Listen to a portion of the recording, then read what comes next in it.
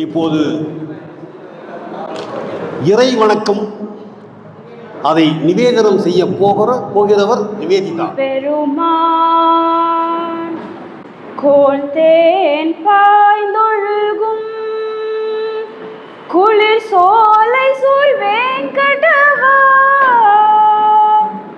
ஆற்றேன் வந்தடைந்தேன் அடியேனை ஆட்கொண்டருளே கொன்றேன் பல்லுயிரை குறிக்கோள் ஒன்றில்லாமையினால் என்றேனும் இறந்தார்க்கு இனிதாக உரை தரியேன் குன்றே மேகமது குளிர் மாலை வேங்கடவா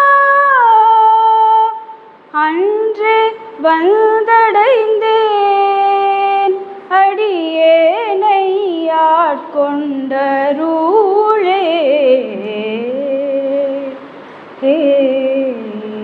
சித்திரமாக வடிக்கும் சிறப்பு தூரிகை, சந்திப்பதையெல்லாம் எழுத்தாக வடிக்கும் தெய்வீக காரிகை, தன்மானம் மிகுந்தவர், நல்லவரை மட்டுமே வணங்கும் தலை, அவர் இங்கே நல்கப் போவது வரவேற்புரை.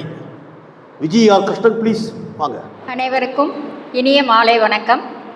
கவிஞர் வே நந்தகுமார் அவர்கள் 108 திவ்ய தேசங்களை 108 பாடல்களால் தொகுத்த இந்த கவிமாலை நூல் வெளியீட்டு விழாவில் இறைவணக்கம் பாடி அமர்ந்திருக்கும் செல்வி GK Nivedita auditor LNT Chennai அவர்களை வரவேற்கிறோம். தலைமை தாங்கி உரை நிகழ்த்த கலைமகளின் பூரண அருள் பெற்ற கீழாம்பூர் திரு சங்கர சுப்பிரமணியன் அவர்களையும், நூலை வெளியிட்டு வாழ்த்துரை வழங்க காலச்சக்கரம் திரு நரசிம்மன் அவர்களையும், முதல் பிரதியை பெற நூல் ஆசிரியரின் தந்தை திரு வெங்கடரமணி அவர்களையும் இனிதே வரவேற்கிறோம். அத்துடன் மேலும் வாழ்த்துரைக்க வந்திருக்கும் எழுத்தாளர்கள் என் அன்புக்குரிய திருமதி வேதா கோபாலன், திரு மடிப்பாக்கம் வெங்கட், திருமதி கீத்மாலா ராகவன் அவர்களையும், இந்நூலை பதிப்பித்த ஜெயா பதிப்பகம் உரிமையாளர் திரு மகாதேவன் அவர்களையும், நிகழ்ச்சி தொகுப்புரையை சொற்கள் எனும் அம்பு கொண்டு நம் இதயங்களை துளைக்க காத்திருக்கும் திரு TN ராதாகிருஷ்ணன் அவர்களையும் வரவேற்று, மேலும் ஏற்புரை மற்றும் நன்றியுரை கவிஞர் நந்தகுமார் அவர்களையும் இந்த இனிய விழாவிற்கு வருகை தந்து காத்திருக்கும் அனைத்து அன்புள்ளங்களையும் வருக வருக என்று வரவேற்கிறேன். அத்துடன் கவிஞர் நந்தகுமார் அவர்கள் நூலினை பற்றி நானும் அவசியம் பேச வேண்டும் என்ற வேண்டுகோளினை வைத்து என்னுடைய மெயில் ஐடிக்கு PDF அனுப்பினார், புத்தகமும் அனுப்பினார். நானெல்லாம் எக்ஸாமுக்கு முதல் நாளில் படித்து பாஸ் ஆகிற கேஸு. புக்கை வந்து சும்மா டெய்லி எடுத்து பண்ணி நைட்டு தான் தரோவாக 12 மணிக்கு படிக்க ஆரம்பித்தேன். அவர் கேட்கும்போதெல்லாம் முடிச்சிட்டேன் சார், படிச்சிருக்கேன் சார், ஃபீட்பேக்லாம் சொல்கிறேன் அப்படின்னு சொன்னேன். இந்த 108 திவ்ய தேசங்களில் சிலது மட்டுமே நான் போயிருக்கேன். ஸ்ரீரங்கம், உறையூர், அன்பில், திருவல்லரை, திருக்கண்டியூர், அது மாதிரி 108 திவ்ய தேசங்களில் முதன்மையானது 5000 ஆண்டுகள் தொன்மையானது பழமையான பூலோக வைகுண்டம் என போற்றப்படும் ஸ்ரீரங்கநாதன். அரவணையில் துயிலும் அவனை நினைத்தாலே வறுமை நீங்கி வளம் பெருகிடும் என்கிறார். இவரோட நூல் என்ன ஸ்பெஷல்னா, பெரும்பாலும் ஆன்மீக நூல், கடவுளை பற்றிய நூல்னால் சான்ஸ்கிரிட் அதிகம் இருக்கும், என்ன மாதிரி ஆளுக்கெல்லாம் கொஞ்சம் புரியாது. ஆனால் இவர் தூய தமிழில் எல்லாரும் புரிஞ்சிக்கிற எளிய சொற்களை எங்கேருந்து படித்தாருன்னு தெரியல, அதற்கான ஒரு சில வார்த்தைகளுக்கு அர்த்தம் புரியாட்டையும் அதையும் டிக்ஷனரி மாதிரி கீழேயே கொடுத்துருக்காரு. மேலே அந்த நூலுடைய ஒவ்வொரு கோயிலை பற்றிய புகைப்படங்களும் மேலே இருக்குது.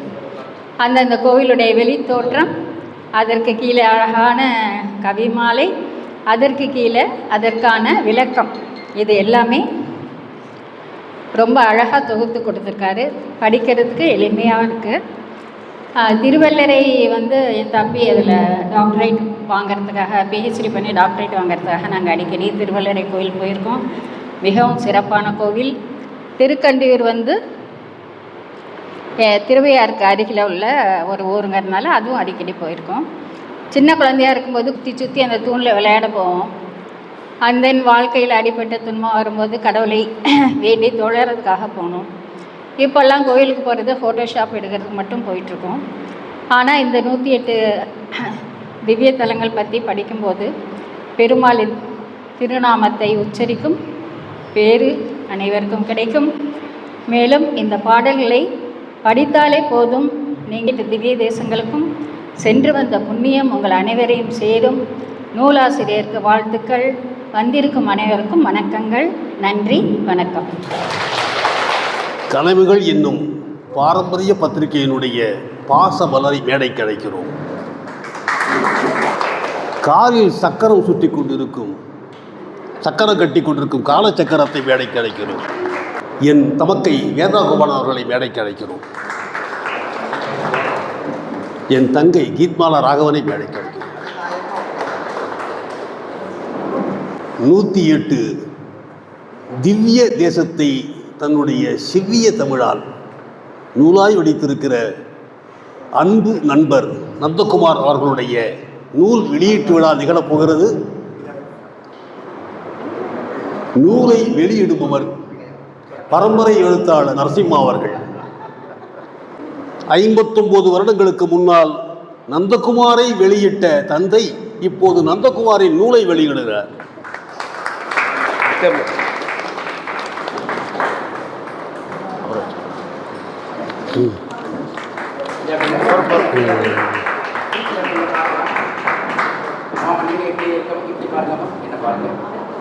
இயக்குனர் மணிபாரதி அவர்களை வரவேற்கிறோம். எழுத்தாளர் மோகனா சுகதேவ் அவர்களை வரவேற்கிறோம். காதல் கதை எழுத்தாளர் சுஸ்ரீ அவர்களை வரவேற்கிறோம். ரித்திகா மகாதேவனை வரவேற்கிறோம். இன்னும் எழுத்தாளர் பெருமக்கள் வந்து கொண்டிருக்கிறார்கள். சகதர்மிணியோடு சுகதர்மமாக ஆதிநாட்டு வெங்கட் அவர்களை வரவேற்கிறோம். இந்த நூலை பதிப்பித்தவர் எங்கள் அன்புக்குரிய ஜெயா பதிப்பகம் மகாதேவன் சீனிவாசன் அவர்கள். கலைமைகளின் கதவு திறந்து கமலா சடகோபன் அவர்கள் எழுதிய கதவு எனும் நாவலுக்கு நாங்கள் ஆரம்ப காலத்திலிருந்து ரசிகர்கள். அதே போல காதலிக்க நேரமில்லை, அந்த படத்தை மறந்துடக்கூடாது. எங்கள் இளம் வயதிலிருந்து இன்னமும் நாங்கள் விடாமல் பார்த்து கொண்டிருக்கும் படம். அதன் வசனம் எழுதியவர் ஐயா கோபு, சித்ராலயா கோபு அவர்கள் இருவரின் தவப்புதல்வன்.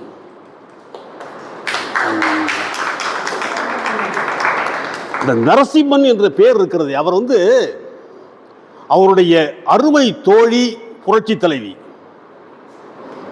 அவர் வணங்கும் பெரியவர் ராமானுஜர் என்னும் புரட்சி துறவி.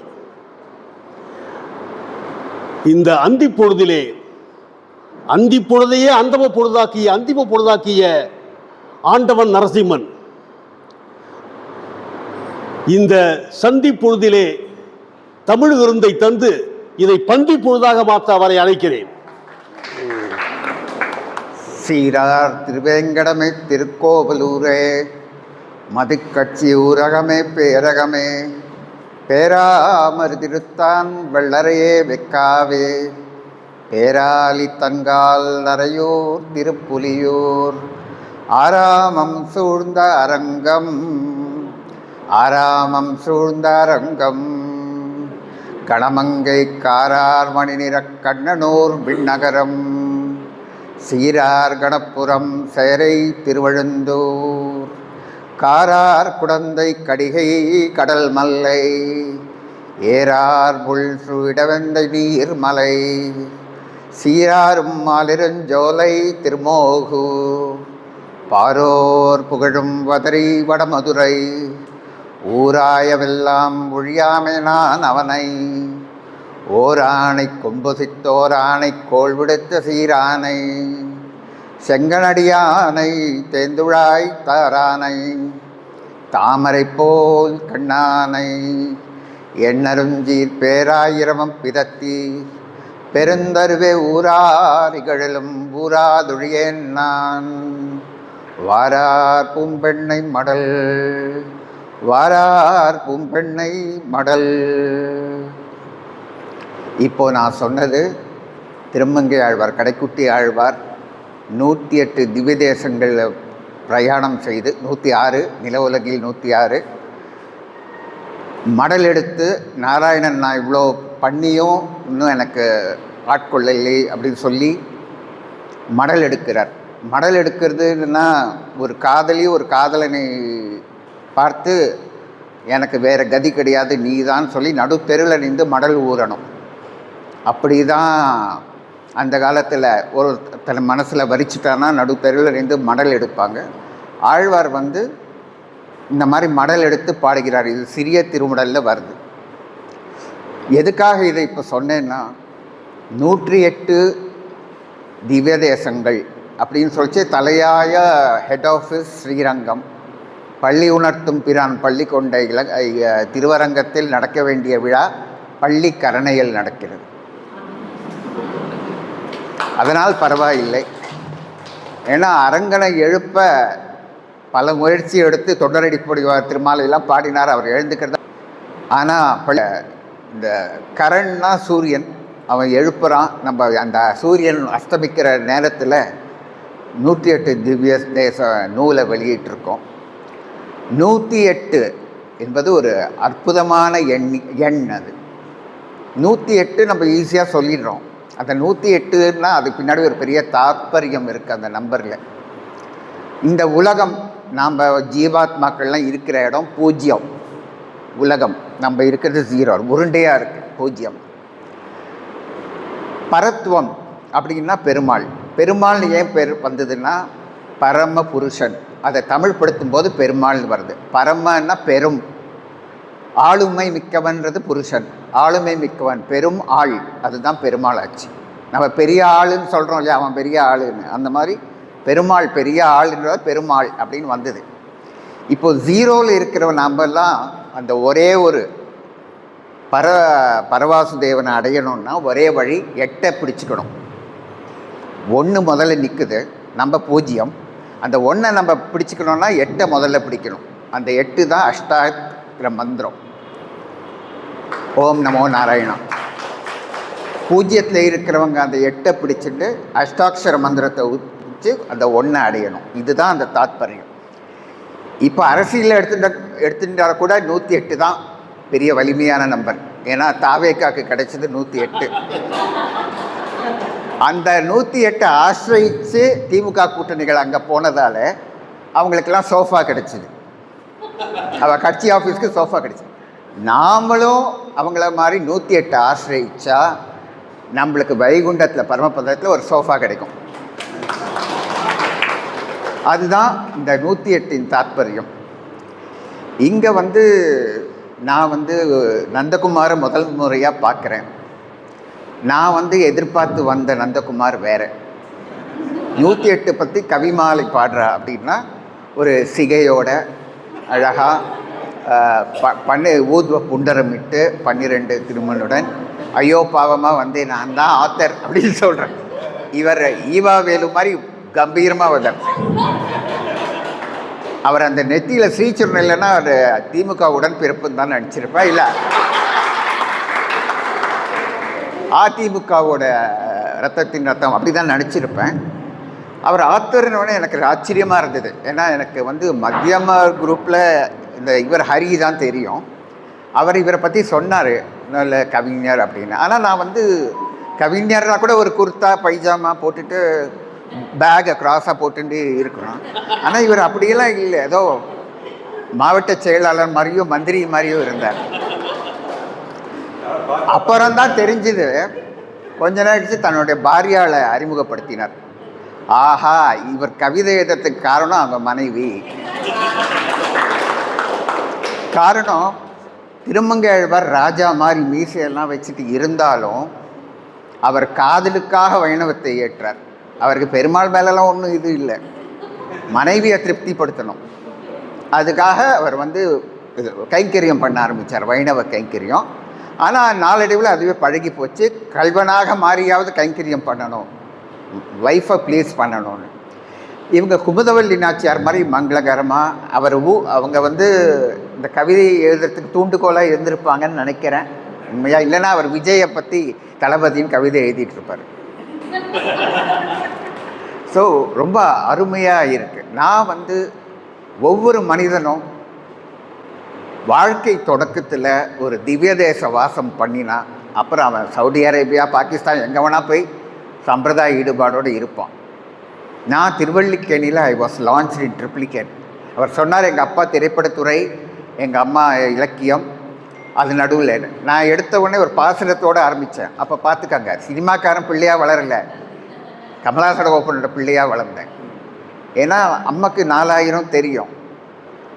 எங்கள் அப்பாவே அவள் வந்து நீ பாசனங்கள்லாம் கற்றுக்கோ, திவ்ய தேசங்கள்லாம் ட்ராவல் பண்ணணும் அப்படின்னு சொல்லி தான் இது பண்ணார். எங்கள் அப்பா ஒரு நாள் பாசனம் கற்றுக்கிட்டாரு, திருப்பல்லாண்டு கற்றுக்கிட்டாரு அம்மா கிட்ட.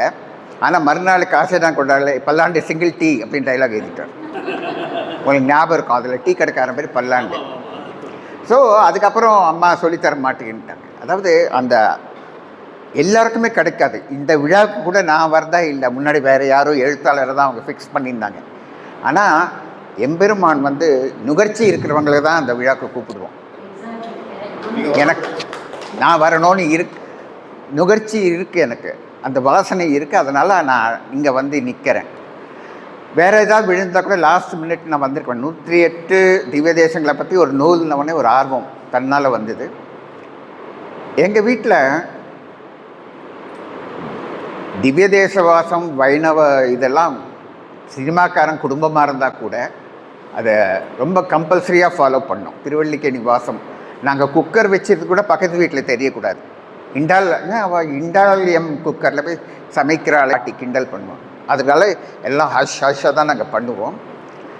எங்கள் பாட்டி எப்படி எங்களெல்லாம் வளர்த்தாருன்னா, சாப்பாடில் முடி வந்தால் கூட திருக்கண்ணபுரம் பெருமாள் சேவை சாதிக்கிறார் அப்படின்னு தான் சொல்லுவோம். முடி சௌரிராஜ பெருமாள் சாப்பாட்டில் முடி இருக்குது அப்படி தான் சொல்லுவோம். ஆனால் ஹர்ட் பண்ண மாட்டாங்க யாரும். அதே மாதிரி குழம்புல கும்ப வாசனை வந்து தீஞ்சு போன வாசனைன்னா கும்பகோண பெருமாள் மங்களாசாசனம் மாறுது அப்படின்வாங்க. ஸோ இதெல்லாம் வந்து ஒரு வைணவ பரிபாஷைகள். ஆனால் அவங்க சிந்தையெல்லாம் கைங்கரியம், திவ்ய தேசங்கள் இதுதான் இருக்கும். அவங்க பசங்களை வளர்க்குறதுலாம் கூட அப்படி தான். கோவில் சின்ன வயசில் பார்சாதி கோயிலில் பிரம்மோத்சவம் நடந்தால் சின்ன சின்ன பசங்கள்லாம் சின்ன விக்கிரகங்களுக்கு உற்சவம் பண்ணுவாங்க. அப்படி தான் வளர்க்கப்பட்டோம் நாங்களும். அது என்னென்னா, நம்ம நுகர்ச்சி இந்த காலத்து கம்ப்ளீட்டாக போச்சு. நம்ம அடுத்த தலைமுறைக்கு ஒன்றும் சொல்லி கொடுக்காமல் வளர்த்துட்டோம். இந்த மாதிரி நூல்லாம் மிக அவசியம். இப்போது இவர் வந்து இப்போ உதாரணத்துக்கு தளிகை அப்படின்னு சொன்னான்னா நம்ம காரணங்களை சொல்லி கொடுக்கறதில்ல. தளிகைன்னு ஏன் வேணுமா சொல்கிறாங்க அப்படின்னா, அந்த காலத்தில் கோவில்கள்லாம் தளின்னுவாங்க, கற்றளி. பல்லவர்கள் வந்து எல்லா இதுக்கு செங்கல் கோயிலெல்லாம் கற்றளியாக மாற்றினாங்க. அந்த காலத்தில் எப்படின்னா, கோவிலில் ஆராதனை முடிஞ்சால் தான் மக்கள் சாப்பிடுவாங்க. ஸோ அவங்களால முடிந்த திரவியங்கள், பருப்புகள் அதெல்லாம் கோவிலுக்கு கொடுத்தனுப்பி அங்கே சமைச்சு இறைவனுக்கு அமுது படைத்து அது எல்லார் வீட்டுக்கும் வரும். ஸோ தளிகைனா கோவில் உணவு தயாராகி படைக்கப்பட்டு வருகிறது, அதை சாப்பிடுவாங்க. ஸோ தளியிலிருந்து வரும் உணவு தளிகை. ஸோ எல்லாத்துக்குமே ஒரு லாஜிக் இருக்குது. இது இப்போது நான் இந்த நூலை படித்து பார்த்தேன். எனக்கு ரொம்ப சந்தோஷமாக இருக்குது. ஒரு தென் திருப்பேரை பாண்டி நாட்டு திருப்பதி. இது பாண்டி நாட்டு திருப்பதியில் இயற்கையிலேயே பாண்டித்யம் உண்டு. அந்த பாண்டியன்னு பேர் வந்ததே பாண்டித்யம் மிக்கவர்கள்னு அர்த்தம். பாண்டிச்சேரி அங்கேருந்து அவன் கொடுத்த பாண்டிய மன்னன் கொடுத்த நிலம்தான் பாண்டிச்சேரி. பாண்டித்ய அந்தணர்களுக்கு கொடுக்கப்பட்ட இடம்தான் பாண்டிச்சேரி. ஸோ பாண்டித்யம் அதிண்டிய தேசத்து பாண்டிய நாட்டை சேர்ந்தவர் தென் திருப்பேரை மகர நெடுங்குழைக்காதர். பேரே அழகான, அவர் காதில் மகரக்குழை போட்டு இருப்பார். ரொம்ப அழகான பெருமாள். இப்போது மகர MNK காதர்னா மரியாதை, மகர நெடுங்குழை காதர்னா மரியாதை இல்லை. ஸோ நம்ம எனக்கு இந்த விழாவில் கலந்துக்க வாய்ப்பு கொடுத்த எம்பெருமானுக்கு முதல்ல நன்றி. அப்புறம் இந்த வேதம் ஒரு நூல், ஒரு மங்களகரமாக திவ்ய தேசத்தை பற்றி ஒரு நூல் வெளிவருதுன்னா கலைமகளோட ஆசையும் வேத உபநிஷத்துல ஆசி இருக்கணும். கலைமகள் ஆசிரியர் இங்கே வந்திருக்கார், வேத வாக்தேவி வந்திருக்காங்க. அதுக்கு தான் முதல்ல நான் நடுவில் உட்காந்துருந்தேன். இந்த பக்கம் நான் கிழம்பூர் சார், கலைமகள் நடுவில் நான் பிள்ளையார் மாதிரி, அப்புறம் திருமகள், அப்படி அந்த ஃபோட்டோ மாதிரி இருக்கு. வேணால் நான் இடத்த மாற்றிக்கிட்டேன். ரொம்ப அருமையான ஈவினிங். இந்த சந்தர்ப்பத்தை எல்லோரும் வாங்கி, இந்த நூலை வாங்கி, நான் ஆத்தருக்கு ஒரே ஒரு கோரிக்கை வைக்கிறேன். இது அழகான முயற்சி. இது ஆழ்வார், கடைக்குட்டி ஆழ்வார், திருமங்கை ஆழ்வாருக்கு பிறகு 108 எம்பெருமான்களையும் யாரும் பாடினதாக தெரியல எனக்கு. அது யாரை இருந்திருக்கலாம். நான் எனக்கு தெரிஞ்சு இது 2வது. இது ஒரு ஏதோ ஒரு சின்ன இதுவாக இன்டெப்த்தாக நீங்கள் போயிருக்கலாம். இப்போது திருக்கோவிலூர் சொல்கிறச்சே, அந்த திருக்கோவிலூர் இடைகழி ரொம்ப ஃபேமஸ். அந்த பெருமாளை மட்டும் பாடாமல் அதில் அந்த திவ்ய தேசத்தில் என்ன ஒருவர் கிடக்கலாம், இருவர் இருக்கலாம், மூவர் நிற்கலாம், அதுதான் அந்த திருக்கோவிலூர் இடைவெளியில் ஃபேமஸ். அதுதான். இப்போ நாதன் கோயில் பார்த்திங்கன்னா நந்திபுர விண்ணகரம், அது பல ஹிஸ்டாரிக்கல் வேல்யூஸ் உள்ள ஒரு திவ்ய தேசம். அதாவது பல்லவ மன்னன் வாரிசு இல்லாமல் இறந்து போயிடுறான், சிம்ம விஷ்ணு மகேஸ்வரவர்மன். ஸோ சிம்ம விஷ்ணுவோட பிள்ளை, 2வது பிள்ளை கல்யாணம் ஆகி கம்போடியா போயிட்டான். 5 தலைமுறை கழித்து இங்கே ராஜா இல்லைன்னு சொன்னவொடனே அங்கேருந்து பல்லவ மல்லன் ஒரு இளவரசனை கொண்டு வராங்க காஞ்சிபுரத்தை ஆள்றதுக்காக. அந்த பல்லவ மல்லன் இதுக்குள்ளே சாளுக்கியர்கள் காஞ்சிபுரத்தை கைப்பற்றிடுறாங்க. அந்த பல்லவ மல்லன் காலை வைக்கிச்சு அவன் தலையை வெட்டிடணும் உத்தரவு. சித்திரமாயன் ஒரு சர்வாதிகாரி காத்துட்ருக்கான். அப்போது இந்த விஷயம் தெரிஞ்சு அமைச்சர்கள் அவனை நாகப்பட்டினம் கொண்டு போய் அங்கே இறக்கி எங்கள் நந்திபுர விண்ணகரத்தில் அவனை ஒழிச்சு வைக்கிறாங்க பல்லவ மல்லன். திருமங்கை ஆழ்வார் தான் அவனுக்கு ஹெல்ப் பண்ணுறார். திருமங்கை ஆழ்வார் பாசுரங்களை பார்த்திங்கன்னா சரித்திரங்கள் அப்படியே ரெக்கார்ட் பண்ணியிருப்பார். ஸோ அங்கேருந்து அவன் படைகளை சேர்த்து படையெடுத்து காஞ்சியை வெல்றான். அதுக்கு பல்லவ மல்லன் தனக்கு அடைக்கலம் கொடுத்த நந்திபுர விண்ணகரத்துக்கு நன்றி செலுத்தும் விதமாக நந்திவர்மன் முதல் பேரை மாற்றிட்டு அரசனார. இந்த மாதிரி இன்ஃபர்மேஷன்லாம் நிறைய இருக்குது. நீங்கள் இன்டெப்த்தாக இன்னும் போகலாம், வரலாறு, அந்த திவ்யதேச வரலாறு. ஆனால் இதுவே சிறந்த முயற்சி. எனக்கு தெரிஞ்சு ஆழ்வாருக்கு அப்புறம் திவ்யம் பாடின யாரும் இல்லை. எல்லாம் ட்ராவல் கைடு எழுதியிருக்காங்க, ஆனால் கவிதையாக எழுதினது இதுதான் முதல் முறை. வாழ்த்துக்கள், அமோகம். தொடர்ந்து அடுத்த தலைமுறைக்காக நீங்கள் இன்னும் நிறைய எழுதணும்னு கேட்டு விடைபெறுகிறேன். நன்றி. வணக்கம். எழுத்தாளர் நந்தகுமார் மரியாதை செலுத்துவார்கள்.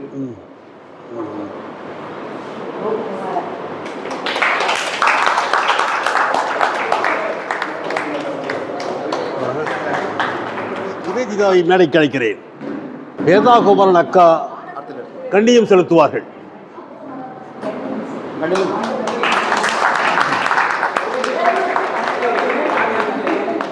எங்கள் வேதாகுமரன் அக்கா வேற விதமாக கொடுப்பாங்க. இதுக்கு 27 நட்சத்திரங்கள், ஒவ்வொரு நட்சத்திரமும் 4 பாதம், 27 × 4 108. எல்லா பாதங்களையும் உள்ளடக்கிய நம்பர் எதுன்னு சொல்லிட்டு விளக்கம் தரலாம். இதில் எனக்கு விளக்கம் கிடையாது. அவருக்கு நன்றி. புதிய விளக்கம், புனித விளக்கம். நன்றி. அடுத்தது கோதை தந்த மாலை திருமாலை அடைந்தது, சீதை எடுத்த மாலை செங்கன் மாலை அடைந்தது, இந்த கீதை எடுத்த மாலை ராகவனை அடைந்தது. காமராஜர் ஆட்சியின் கார்ப்பரேஷன் குழாயை போல வாயை திறந்த உடனே வசீகர தமிழ் ஊற்று. இந்த வறண்ட நெஞ்சங்களுக்கு கொஞ்சம் தமிழ் ஊற்றேன். கைத்தட்டிட்டீங்க, ரொம்ப சந்தோஷம். என்ன பேசி முடிச்ச பிறகு இந்த கைத்தட்டல் கிடைக்குமான்னு எனக்கு தெரியல.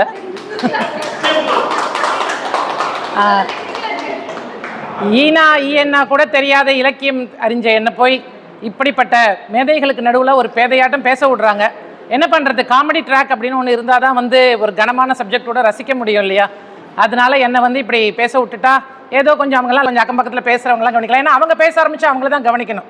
அப்போ இந்த மாதிரி பேச விட்டோம்னா நடுவில் அவங்க யாருக்காவது கொஞ்சம் ரிலாக்ஸ் பண்ணிக்கிறதுக்கு ஈஸியாக இருக்கும் இல்லையா?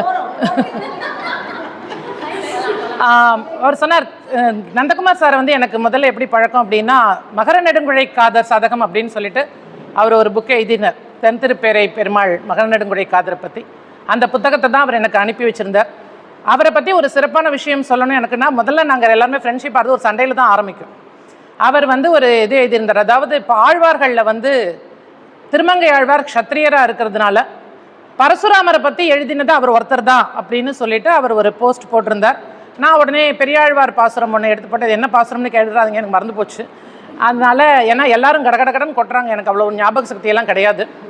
அதனால அந்த பாசுரத்தை எடுத்துப்பட்டு பெரியாழ்வார் மென்ஷன் பண்ணியிருக்காரு, சார் நீங்கள் என்ன இப்படிலாம் சொல்கிறீங்க அப்படின்னு. உடனே சொன்னார், அவர் ஒரு வரி தான் மேடம் சொல்லியிருக்காரு, இந்த பாருங்கள் திருமங்கையாழ்வார் பாசுரம்னா அவர் ஒரு 15 பாசுரம் 20 பாசுரத்தை எடுத்து போட்டு இந்த மாதிரி யாராவது பண்ணினது உண்டா? அதனால திருமங்கையாழ்வார் க்ஷத்ரியனாக இருந்ததுனால தான் க்ஷத்ரிய அம்சத்தோடு இருந்த பரசுராமரை கொண்டாடி இந்த பாசுரங்களை எழுதியிருக்காரு அப்படின்ட்டு.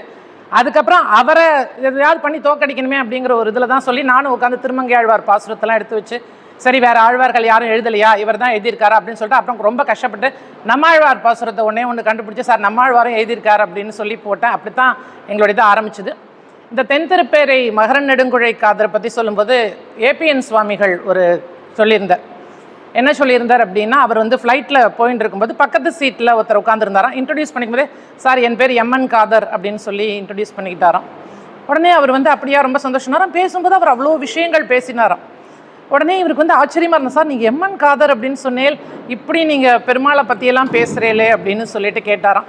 அப்போ சொன்னார், சார் என் பேர் மகர நெடுங்குழை காதர், ஆனால் அப்படி சொன்னால் யாருக்குமே வாயில் நுழைய மாட்டேங்கிறது, அதனால என் பேரை சொருக்கி நான் எம்என் காதர்னு வச்சுட்டேன் அப்படின்னாராம். உடனே பக்கத்தில் இருக்கிறவன் ஐயாம் டிகே தான் அப்படின்னானா. உடனே என்ன சார் உங்கள் பேருனா? ஆமாங்க என் பேர் திருவேங்கடத்தான், யார் பேரும் காதில் விழ மாட்டேங்குது, அதனால் நான் டிவிகே தான்னு சுருக்கின்ட்டேன் அப்படின்னானா. இப்போ டிவிகே தான்னா அது வந்து வேறு மாதிரி ஆகிடும் இல்லையா? அது மாதிரி இன்றைக்கி கார்த்தால கூட இந்த மாதிரி இந்த புக் ரிலீஸ்க்கு போகிறேன் அப்படின்னு சொன்னேன். எங்கள் மாமியார் கேட்டாங்க, இந்த வாரம் என்ன வரப்போகிறது, துண்டா இல்லை வேறு ஏதாவது அப்படின்னு கேட்டாங்க. ஏன்னா முன்னாடியே கேட்டுருவாங்க, ஏன்னா எந்த பொன்னாடை வந்தாலும் நான் ப்ளவுஸ் தைச்சுருவேன். பொன்னாடை வந்து அது ஒரு நல்ல யூஸ் நமக்கு. எந்த பொன்னாடை வந்தாலும் நம்ம வந்து ப்ளவுஸ் தைச்சுடலாம், மேட்சிங் ப்ளவுஸ் கவலையப்பட வேண்டாம். அதனால பொன்னாடை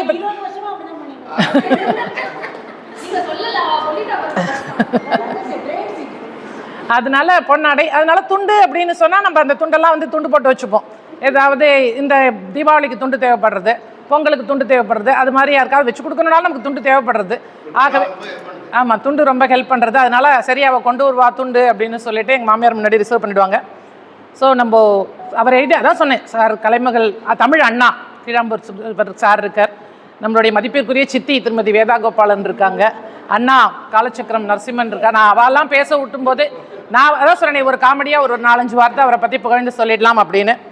உகரம் காக்கும் உலகளந்த பெருமானே, சிகரமாடங்கள் சூழ் தீரான தென்திருப்பேரையில் மகர குண்டலங்குடல் மகர நெடுங்காத குழைக்காதனாக நகரவாழ் மக்களை நலமுடன் காப்பவன். அவருடைய அந்த தென்திருப்பேரை மேலே அவருக்குள்ள மாறாத காதலால் தான் நான் இந்த ஸ்லோகத்தை எடுத்துட்டேன்.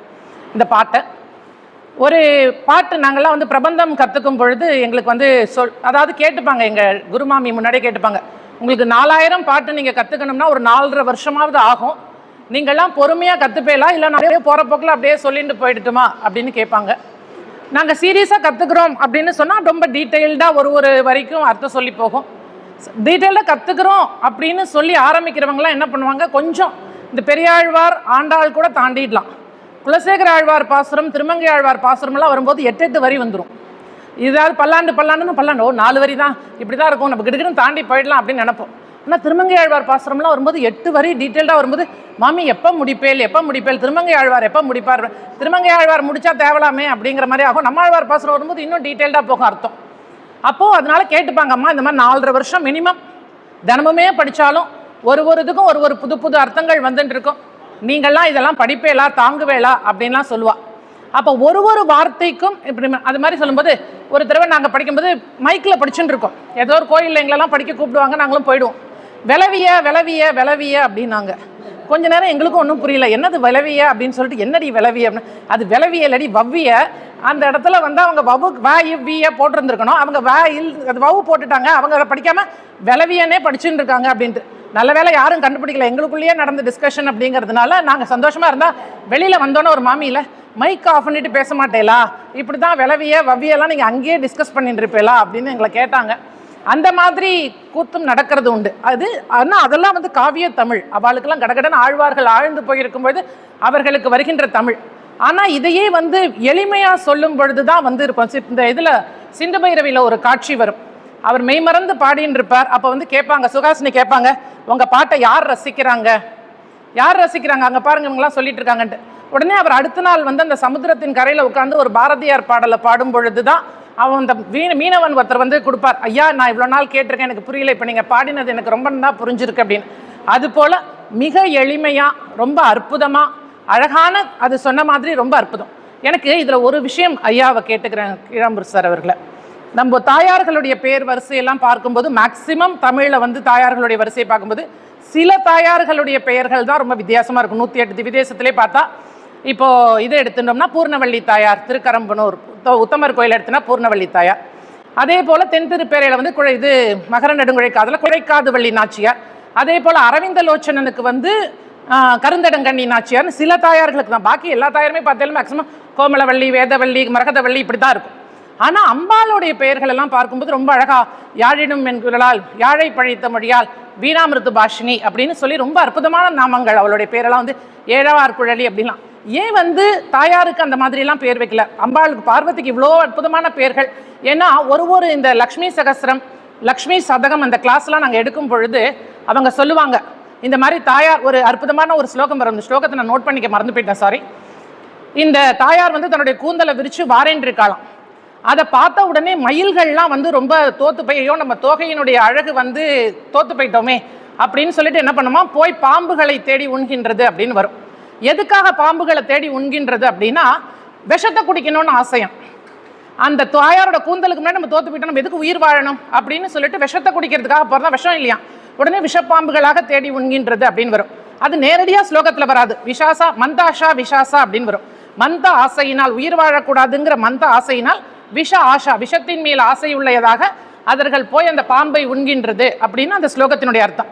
இதுக்கு நான் தாயாருடைய பெயர் ஏதாவது, இப்போ மதுரவள்ளி சொல்லிடலாம், அமிர்தவள்ளி சொல்லிடலாம், ஏன்னா அமிர்தத்தினுடைய ஒப்பிடா இருக்கா, மதுரத்தினுடைய ஒப்பிடா இருக்கா அப்படின்னு சொல்லிடலாம்.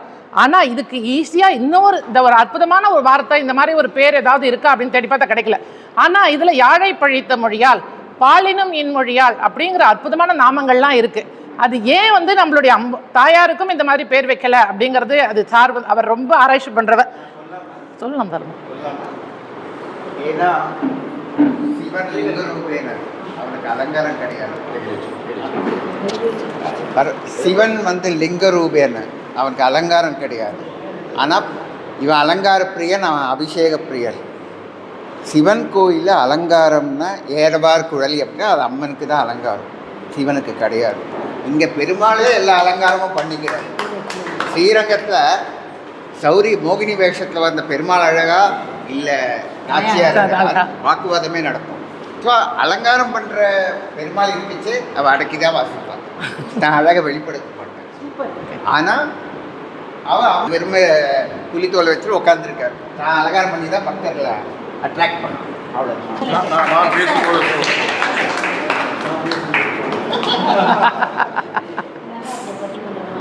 ஆனால் கவர் பண்ணிக்கிட்டார். நம்ம வந்து மணிப்பாக்க அது அவருக்கு சொன்ன வாக்குறுதியை மீறிட்டார். இன்னைக்கு முதல்ல தலைமை உரையை முடிச்சுட்டு தான் ஆரம்பிக்கிறேன். அலுவலக இவங்க பெரிய ஜாமுவான்கள்லாம் வச்சுட்டு இவங்கெல்லாம் பேச்சு முடிச்சதுக்கு அப்புறம் தலைமை உரை என்ன சார் பண்ணுறது? ஸோ அதனால் என்னடாங்க, நன்றி வணக்கம் கொடுத்துருவாங்க. அது நான். ஆகவே அவ்வளவு அழகான ஒரு இது. அப்போது அவங்க சொல்லுவாங்க, இவ்வளவு எளிமையாக இவ்வளவு விஷயங்கள், ஒரு பாசுரத்துக்கும் ஒரு க்ஷேத்திரத்தை பற்றி சொல்லி, அந்த க்ஷேத்திரத்தினுடைய தாயாருக்கு ஏன் அந்த பேர் வந்தது, ஏன் அந்த பெருமாளுக்கு அந்த பேர் வந்தது, ஏன் அந்த பெருமாளுக்கு ஏன் பேர் வந்தது அப்படின்னு. எனக்கு வந்து இன்னொரு பேர் உண்டு. அதாவது எங்கள் குரூப்பில் எனக்கு வந்து சாப்பாட்ராமி அப்படின்னு ஒரு பேர் உண்டு. ஏன் அப்படின்னா, எந்த கோவிலில் போனாலும் அந்த பிரசாதம் என்னங்கிறத நான் சொல்லிடுவேன். இந்த கோவிலில் வந்து இந்த பிரசாதம் ரொம்ப விசேஷம், இத்தனை இல்லை சாப்பிட்றதுக்கு முன்னாடியே சொல்லிடுவேன்.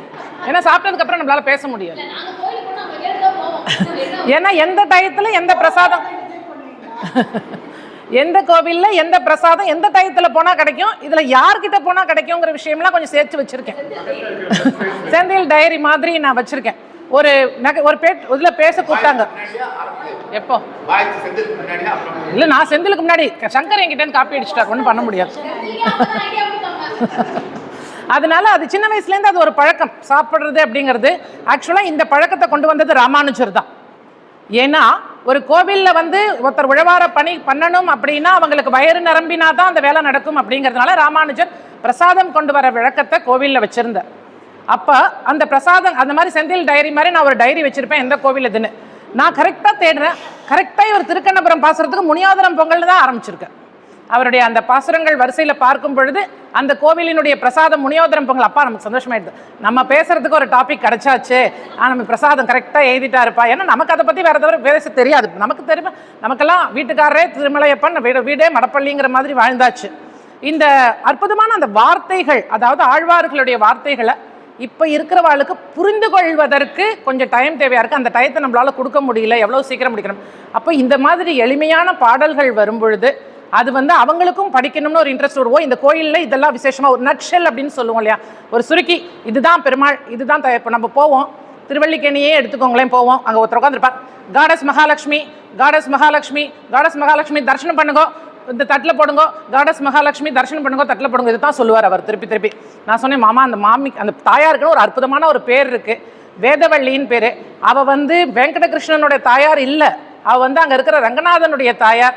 அதை வந்து கொஞ்சம் சொல்லலாமோன்னு அப்படின்னா, சொன்னால் புரிஞ்சுக்கிறவாளுக்கு சொல்லலாம், வாசியே தெரிகிறவாளுக்கு என்ன சொல்ல வரேன் அப்படின்னு ஒரே வாரத்தில் முடிச்சுடுவார். நான் அதனால முன்னாடியே கூகுள் பார்த்து தெரிஞ்சுன்னு போய் ரொம்ப விஷயம் தெரிஞ்சவா மாதிரி நம்ம போய் சொன்னோம். ஒரு இடத்துல போயிட்டு, தட்சிணாமூர்த்தி சன்னதியா மம்மின்னு, அறிவு கெட்டவில்லை, அது டியூப்லைட் கொடுத்தவன் பேர், கீழே கொஞ்சம் குனிஞ்சு பார்க்க மாட்டியா, அது விஸ்வக்சேனர் சன்னதி அப்படின்னார். அதனால நம்ம அந்த மாதிரி ரொம்ப அறிவுபூர்வமாக நம்ம முன்னாடியே கூகுளில் சர்ச் பண்ணிட்டு போனால் அதுவும் நம்மளை எங்கேயாவது காலை வாரி விட்டுடுறது. ஆகவே நம்ம இந்த புத்தகத்தில் எளிமையாக நமக்கு வந்து ஒரு நட்செல்லாம் நம்ம போனால், இது பெருமாள் பேர், இது தாயார் பேர், இந்த தலசரித்திரத்தை சுருக்கி இவாளுக்கு அருள் புரிஞ்சிருக்கார், அதனால இந்த கோவிலுக்கு இந்த பேர் அப்படின்னு சொன்னார். சார் சொன்ன மாதிரி அற்புதமாக இன்னும் கொஞ்சம் இதை டீட்டெயில் பண்ணி நல்லா எழுதணும். அதே போல் அவருடைய பரசுராமர் மேலே ரொம்ப பிரியம் இருக்கிறதுனால பரசுராமரை பற்றி பாசுரங்கள் எழுதியிருக்கார். அந்தந்த பாசுரங்களை சில கோவில்களில், இப்போ திருக்கண்ணபுரத்தில், திருக்கண்ணமங்கை, அதிலெல்லாம் வந்து அந்த பரசுராமருடைய சரித்திரத்தை சொல்லும் பொழுது அந்த பாசுரங்களில் இந்த மாதிரி அவர் ஆழ்வார்கள் மென்ஷன் பண்ணியிருக்கா. ஸோ அந்த சரித்திரத்தை வச்சுட்டு அந்த திவிதேசத்தை பற்றியும் அவர் எழுதணும் அப்படின்னு கேட்டுட்டு எனக்கு பேச வாய்ப்பு கொடுத்த உங்கள் அனைவருக்கும், பொறுமையாக கேட்ட உங்களுக்கு நன்றி, வணக்கம்.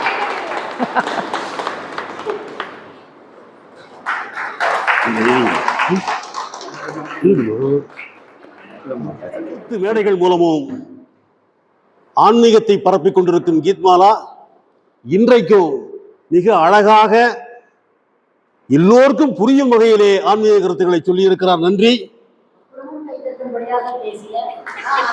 நன்றி.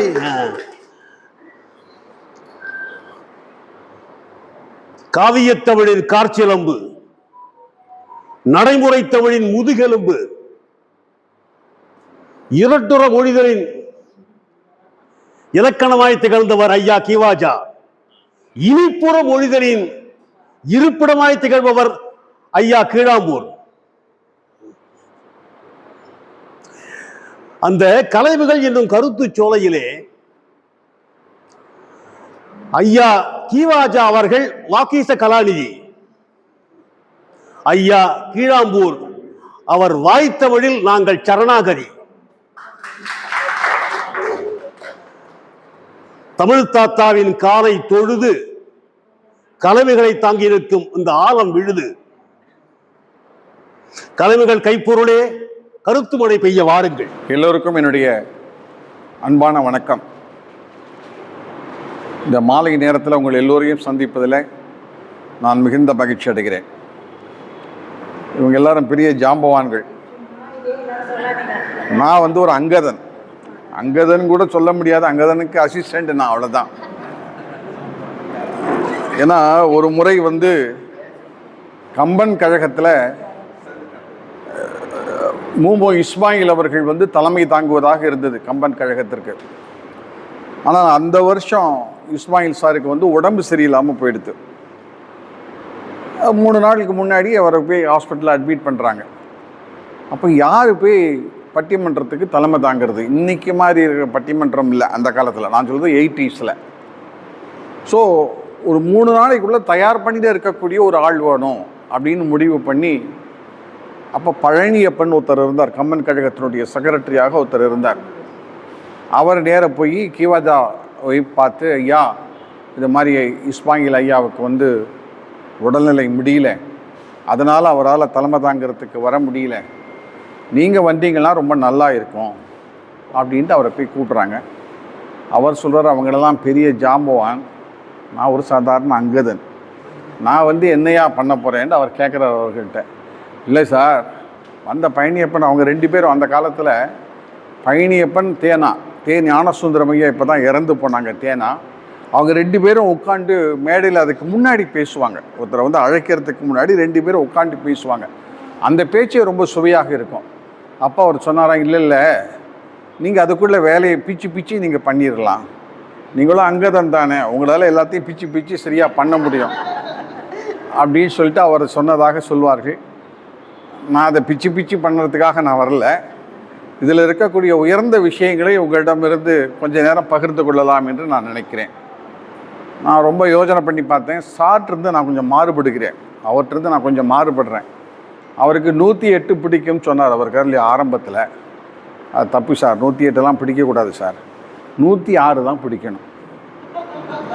108 எப்படி சார் பிடிக்க முடியும்?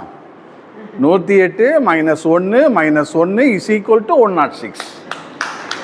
இன்னைக்குள்ள நிலைமை அதுதான். 108ங்கிறது நிலைமை முதல்ல உள்ள நிலைமையாக இருந்திருக்கலாம். நான் வந்து அரசியல் பேசுறதில்லை. 108 -1 -1 = 106. மடிப்பாக்க வெங்கட் அலுவலகத்தில் வந்து கொடுத்த பொழுது, நான் அந்த புத்தகத்தை கையில் வாங்கிட்ட உடனே அவர்கிட்ட நான் சொன்ன விஷயம், எனக்கு பிடிச்ச நம்பர் 106. இவர் வந்து 108ன்னு சொன்ன உடனே என்னடா இவர் இப்படி சொல்கிறாருன்னு நான் பயந்து போயிட்டேன். ஆனால் நான் சொல்கிறக்கூடிய -1 -1 என்னன்னு கேட்டால், நம்மளை மாதிரி சாதாரண மனுஷாலால் 106 திவ்ய தேசங்களை மட்டும்தான் தரிசிக்க முடியும். மற்ற 2 தேசங்களை நம்மளால் தரிசிக்கிறதுக்கான வாய்ப்பு நமக்கு இல்லை. கிடைக்கும், ஆனால் இப்போ நமக்கு இல்லை, அந்த விஷயம் நம்ம சொல்ல முடியாது. அதனால் எனக்கு 106 பிடிக்கும். நான் அரசியல் பேசலை, என்னுடைய -1 -1 புரியுறதில்ல உங்களுக்கு. அதனால் எனக்கு அரசியலுக்கும் எனக்கு எந்த விதமான சம்மந்தமே இல்லை. ஆனால் நீங்கள் நம்புங்க பண்ணுறீங்கல்ல, அதான் எனக்கு ரொம்ப வேணும். ஆமாம், எனக்கு இன்னொன்று வந்து என்னென்னு கேட்டிங்கன்னா, எனக்கு இன்னொன்று ரொம்ப பிடிச்ச நம்பர் 59. அது என்னங்கிறது உங்களுக்கு புரிஞ்சிருக்கும்னு நான் நினைக்கிறேன். அவருக்கு புரிஞ்சு போச்சு என்னதுன்ட்டு, ஏன்னா அவர் அரசியல் எழுதுகிறவர் அவர் இருக்கார் இல்லையா. ஆமாம், 59 வந்து எனக்கு ரொம்ப பிடிக்கும். ஏன்னா டிஎம்கேனுடைய மொத்த டோட்டல் நம்பர் வந்து இன்றைக்கி 59 அங்கே இருக்கிறதுல. எனக்கு அடுத்தாப்புல இன்னொரு பிடிச்ச நம்பர், நான் ஏன் இந்த நம்பரை சொல்கிறேன்னு கேட்டிங்கன்னா, வேதா மேடம் வந்திருக்காங்க இன்றைக்கி பேசுகிறதுக்கு. ஸோ வேதா மேடம் வந்திருக்கும் பொழுது நம்ம எண்கணிதமான விஷயங்களை பேசினா தான் அது சரியாக இருக்கும் இல்லையா. நீங்கள் பேசுங்க. அதை ஏன்னா நீங்கள் ஏன் இந்த நம்பரை நான் யோசிச்சேன்னா, அவர் சொல்கிறதுக்கு அப்புறம் தான் நான் யோசனை பண்ணினேன். இந்த நம்பரை நான் ஏன் யோசனை பண்ணுறேன்னா, மேடம் பேச போகிறாங்க, மேடம் பேசும்போது எண்கணிதம் பேசினா தான் நமக்கு ஏதோ 2 விஷயம் தெரிஞ்சிருக்குன்ட்டு நினச்சிப்பீங்க. அதனால் நம்ம வந்து எண்கணிதத்தை பேசலாம். ஆனால் அவர் வந்திருக்காரு, அவர் வரும்போது என்ன பேசணும், அமானுஷ்யங்கள் பேசினா தான் அவர் இருக்கும்போது சரியாக இருக்கும். ஸோ அதுக்கு இதில் சரக்கு இருக்குது, அமானுஷ்யங்களுக்கு உள்ளுக்குள்ளே சரக்கு இருக்குது. அதுக்கு நான் பின்னாடி வரேன். இந்த 59 என்ன சார் கணக்கு நீங்கள் கேட்கலாம். இந்த 59 திவ்ய கஷேத்திரங்களை நானும் என் மனைவியும் சேர்ந்து போய் தரிசனம் பண்ணியிருக்கோம்.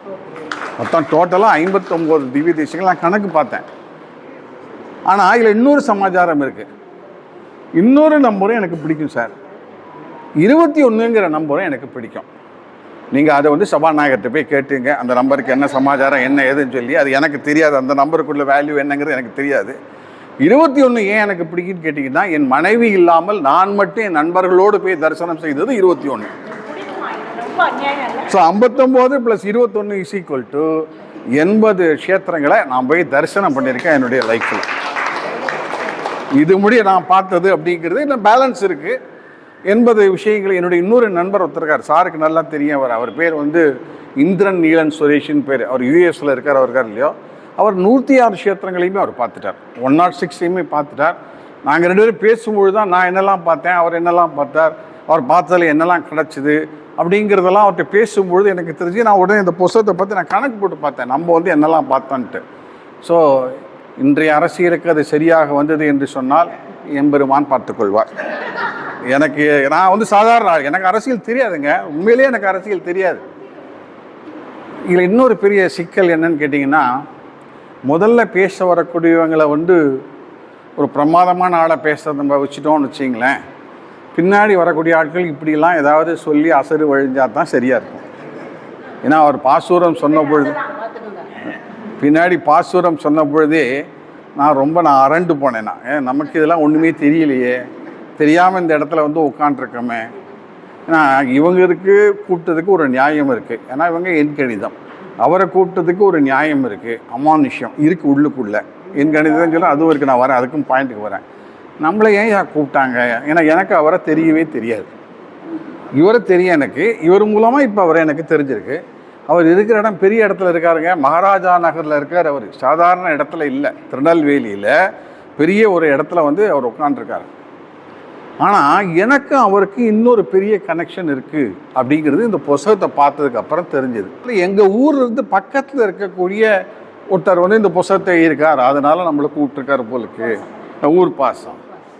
அப்புறம் இன்னொன்று சமாச்சாரம் என்னன்னு கேட்டிங்கன்னா, என்னை பொறுத்தவரை நான் எல்லா இடத்துலையும் சொல்லக்கூடிய ஒரு விஷயம், ஏன்னா வளைந்து நெளிந்து ரொம்ப அழகாக பாறைகள் பக்கமாக கொஞ்சம் கொஞ்சமாக தவிழ்ந்து நிலத்தில் விழும்பொழுது நம்மளை எல்லாம் பிரமிக்க வைக்கக்கூடியவள் தாமிரபரணி. அந்த பிரதேசத்திலிருந்து வந்தவன் நான், அவரும் அந்த பிரதேசத்திலிருந்து வந்தவர். எங்கள் 2 பேரையும் கனெக்ட் பண்ணுறது என்னன்னு கேட்டால் தாமிரபரணி தான். எங்கள் 2 பேரையுமே என் பேரும் தாமிரபரணி, நான் இருக்க என்னுடைய ஊரும் தாமிரபரணி. நான் வந்து தாமிரபரணி கடனா நதின்னு 2 நதிகளுக்கு நடுவில் இருக்கிறது தான் என்னுடைய ஊர். கிழாம்பூர் என்கின்ற ஊர், தாமிரபரணி இந்த பக்கத்தில் ஒரு 1.5 கிலோமீட்டர் போனால் தாமிரபரணி, ஒரு 1 கிலோமீட்டர் போனால் கடனா நதி. இதுக்கு 2 நடுவில் இருக்கக்கூடிய மனிதன் தான். ஸோ இவர் இருக்கக்கூடிய இடமே அந்த கரையே, இவருடைய ஊரினுடைய கரையே தாமிரபரணி கரையில் இருக்கக்கூடிய ஒரு ஊரில் ரொம்ப அற்புதமாக இருக்கக்கூடிய ஒரு மனிதராக அவர் இருப்பார். ஏன்னா திருநெல்வேலிக்காரங்கள்லாம் புத்திசாலிகளாக இருப்பான். ஸோ அதனால் அவர் ஏன்னா அவரை பார்த்த உடனே அவருடைய மீசை, அவருடைய அழகு, இதெல்லாம் பற்றி காலச்சக்கர நரசிம்ம அவர்கள் வந்து வர்ணித்தார்கள். திருநெல்வேலிக்காரனுக்கு அழகு இருக்கா இல்லையாங்கிறது எனக்கு தெரியாது, ஆனால் அறிவு அதிகமாக இருக்கும் அவர்களுக்கு. நான் பார்த்த அளவில் அவர்களுக்கு ரொம்ப அழகு அதிகமாக இருக்கும். சரி, இப்போ வந்து அமானுஷ்யம் எங்கே இருக்குது சார் நீங்கள் கேட்கலாம். நீங்கள் ஏதோ வந்தீங்க, ஏதோ பேசுகிறீங்க, இந்த புஸ்தகத்துக்கு பின்னாடி நம்ம வச்சுப்போம் 2 சமாச்சாரத்தை வச்சுக்கலாம். அமானுஷ்யம் எங்கே இருக்குன்னா, தாமிரபரணியில் ஒரு மிகப்பெரிய அமானுஷ்யம் நடந்தது. பேசக்கூடியவர்களெல்லாம் கோவிலுக்கு போகிறாங்க, கோவிலை பார்க்குறாங்க, கோவிலில் இருக்கக்கூடிய அழகை பார்க்குறாங்க, சித்திரங்களை பார்க்கிறார்கள், அந்த கோவிலில் இருக்கக்கூடிய ஸ்தல புராணத்தை பார்க்குறாங்க, அப்புறம் அந்த கோவிலில் யார் யாரெல்லாம் சுற்றி இருந்தாங்க, யார் யாரெல்லாம் கைங்கரியம் பண்ணாங்க, இது எல்லாத்தையும் பார்க்குறாங்க. ஆனால் அந்த கோவில், ஒவ்வொரு கோவில்லையும் அதனுடைய பின்னாடி ஒரு கதை ஒளிந்து கொண்டிருக்கிறது. அதை காலச்சக்கர சும்மா ட்ராவல் பண்ணி பார்த்தா தான், தாமிரபரணியில் ட்ராவல் பண்ணி பார்த்தா தான் மிகப்பெரிய அமானுஷ்யங்கள்லாம் அங்கே இருக்கக்கூடிய ஒரு விஷயம் இருக்கிறது. அதில் ஆழ்வார் திருநகரின்னு ஒரு ஊர் இருக்குது. அந்த ஆழ்வார் திருநகரி என்கின்ற ஊரில் மதுரகிரி ஆழ்வார் வந்து நம்மாழ்வார்கிட்ட போய் அவங்க 2 பேருக்கு ஒரு கான்வர்சேஷன் நடக்கிறது. அப்போ அவங்க 2 பேரும் கான்வர்சேஷன் நடக்கும் பொழுது 2 பேரும் தாமிரபரணி தண்ணீரை காய்ச்சுகிறார்கள். தாமிரபரணி தண்ணீரை காய்ச்சின உடனே அந்த தண்ணீர்லேருந்து ஒரு விக்கிரகம் கிடைக்கிறது. அந்த விக்கிரகம் என்ன விக்கிரகம் அப்படின்னு சொல்லி போய் நம்மாழ்வார்கிட்ட போய் கேட்குறார் மதுரகாமி ஆழ்வார். பௌஷ்ய ராமானுஜர், அது வந்து 200 வருஷம் கழித்து வரக்கூடிய ஒரு மனிதரை 200 வருஷத்துக்கு முன்னாடி 8ஆம் நூற்றாண்டு மூர் ராகவையங்காருடைய பிரகாரம், அது நிறைய பேர் இந்த ஆழ்வாராதிகளுடைய காலக்கணக்குகளை வெவ்வேறு பேர் வெவ்வேறு காலக்கணக்குகள் சொல்கிறாங்க. ஆனால் மூர் ராகவையங்காருடைய கணக்கு பிரகாரம் பார்த்தீங்கன்னா திருமங்கை ஆழ்வார், நம்ம ஆழ்வார், இவருடைய கணக்குகள்லாம் 8ஆம் நூற்றாண்டு பக்கத்தில் வருகிறது. ஸோ கிபி 1000 ராமானுஜருடைய அவதாரம் இருந்தது அப்படின்னு சொன்னோம்னா, ராமானுஜர்னு ஒருத்தர் வரப்போகிறார் அப்படிங்கிறதுக்கு முன்னாடியே 200 வருஷத்துக்கு முன்னாடியே ஒரு சாதாரணமான சின்ன ஒரு தாம்பர ஒரு உருவத்தை வைத்துக்கொண்டு அந்த உலகத்தை இதுதான் இனிமேல் வரக்கூடிய ஒரு பெரிய மகான் அப்படின்னு ஒருத்தர் சொல்கிறாருன்னா இங்கே தாமிரபரணி கொடுத்துருக்கக்கூடிய ஒரு மிகப்பெரிய அமானுஷ்யம் என்பது அதுதான். தண்ணீரை காய்ச்சினா ஒரு விக்கிரகம் கிடைக்குமா? நீங்கள் நல்லா யோசனை பண்ணி பார்க்கணும். தண்ணீரை காய்ச்சினா ஆவியாக மேலே போகும். ஆனால் தாமிரபரணியில் தாம்பர சத்து இருப்பதாக பின்னாடி இருக்கக்கூடிய அறிவியலாளர்கள் கண்டுபிடிக்கிறார்கள். இன்றைக்கி தாமிரபரணியில் வந்து தாம்பர சத்து ஏதோ அதுக்குன்ட்டு உடனே நிறைய தாம்பரம் கிடச்சிரும், நான் நாளை காலம்பரவே வந்து நம்ம பல கம்பெனிகளை விரட்டி அடிச்சிடலாம் நம்ம முடிவு பண்ண முடியாது. அது முடிவு பண்ணிட முடியாது. அப்படி விரட்டி அடித்தாங்க தூத்துக்குடியில். அது அவருக்கு தெரியும்னு நினைக்கிறேன். ரொம்ப ஜாஸ்தி ரொம்ப போடுங்கிற அவசியம் இல்லை. ஆனால் அதில் கிடச்சது வந்து ஒரு அந்த அந்த அந்த அனுபவம். இன்றைக்கி நீங்கள் ஆழ்வார் திருநெறியில் போனீர்கள் ஆனால் அந்த விக்கிரகத்துக்கு தனியாக ஒரு திருநாளே நடைபெறுகிறது. ஆழ்வார் திருநெறியில் நடக்கக்கூடிய ஒரு விஷயத்தை இன்றைக்கி நாம் வந்து பார்க்க முடியும். இன்னொன்று என்னன்னு கேட்டிங்கன்னா, அது உங்களுக்கு எல்லாருக்கும் தெரிந்த ஒரு விஷயமாக இருக்கும். ஆனால் இப்போ நான் சொல்கிற மாதிரி நீங்கள் யோசிச்சிருப்பீங்களா அப்படிங்கிறது எனக்கு தெரியாது. சிலப்பதிகாரத்தை நீங்கள் எடுத்துக்கொண்டீர்களே ஆனால் சிலப்பதிகாரத்தில் வந்து பலவிதமான விஷயங்களை பற்றி எல்லாம் பேசுவாங்க. இந்த சந்திரசேகரன் சொல்லி ராஜீவ் காந்தியினுடைய மர்டர் நடந்த சமயத்தில் தடய அறிவியலுக்கு வந்து அவருடைய ஃபோரன்சிக் சயின்ஸுடைய டிபார்ட்மெண்ட்லேயே ஹெட்டாக இருந்தார் டாக்டர் சந்திரசேகரன். அவர் தான் அந்த இதெல்லாம் கண்டுபிடிச்சது, தடய அறிவியல் மூலமாக கண்டுபிடிச்சது. அப்போ நான் அவர்கிங்கிறதுக்காக வேண்டிய போனேன். சார் தடய அறிவியல் சம்மந்தமாக ஒரு கட்டுரை பண்ணி கொடுங்கன்னு சொன்னேன். அப்போ அவர் சொன்னார், தமிழ் இலக்கியங்கள் தான் முதல்ல தடய அறிவியலுக்கு வித்திட்டது எதுன்னு கேட்டால் கண்ணகியினுடைய கதை தான். தடய அறிவியல் அப்படின்னு நம்ம ஒன்று எடுத்துட்டோம்னா அந்த தடயவியலுக்கு எது பேஸாக இருக்குன்னு கேட்டேன்னா சிலப்பதிகாரம் தான். சிலம்பில் இருக்கிறது முத்தா அல்லது பரலா, நமக்கு அந்த கதைகளாக நமக்கு தெரியும்.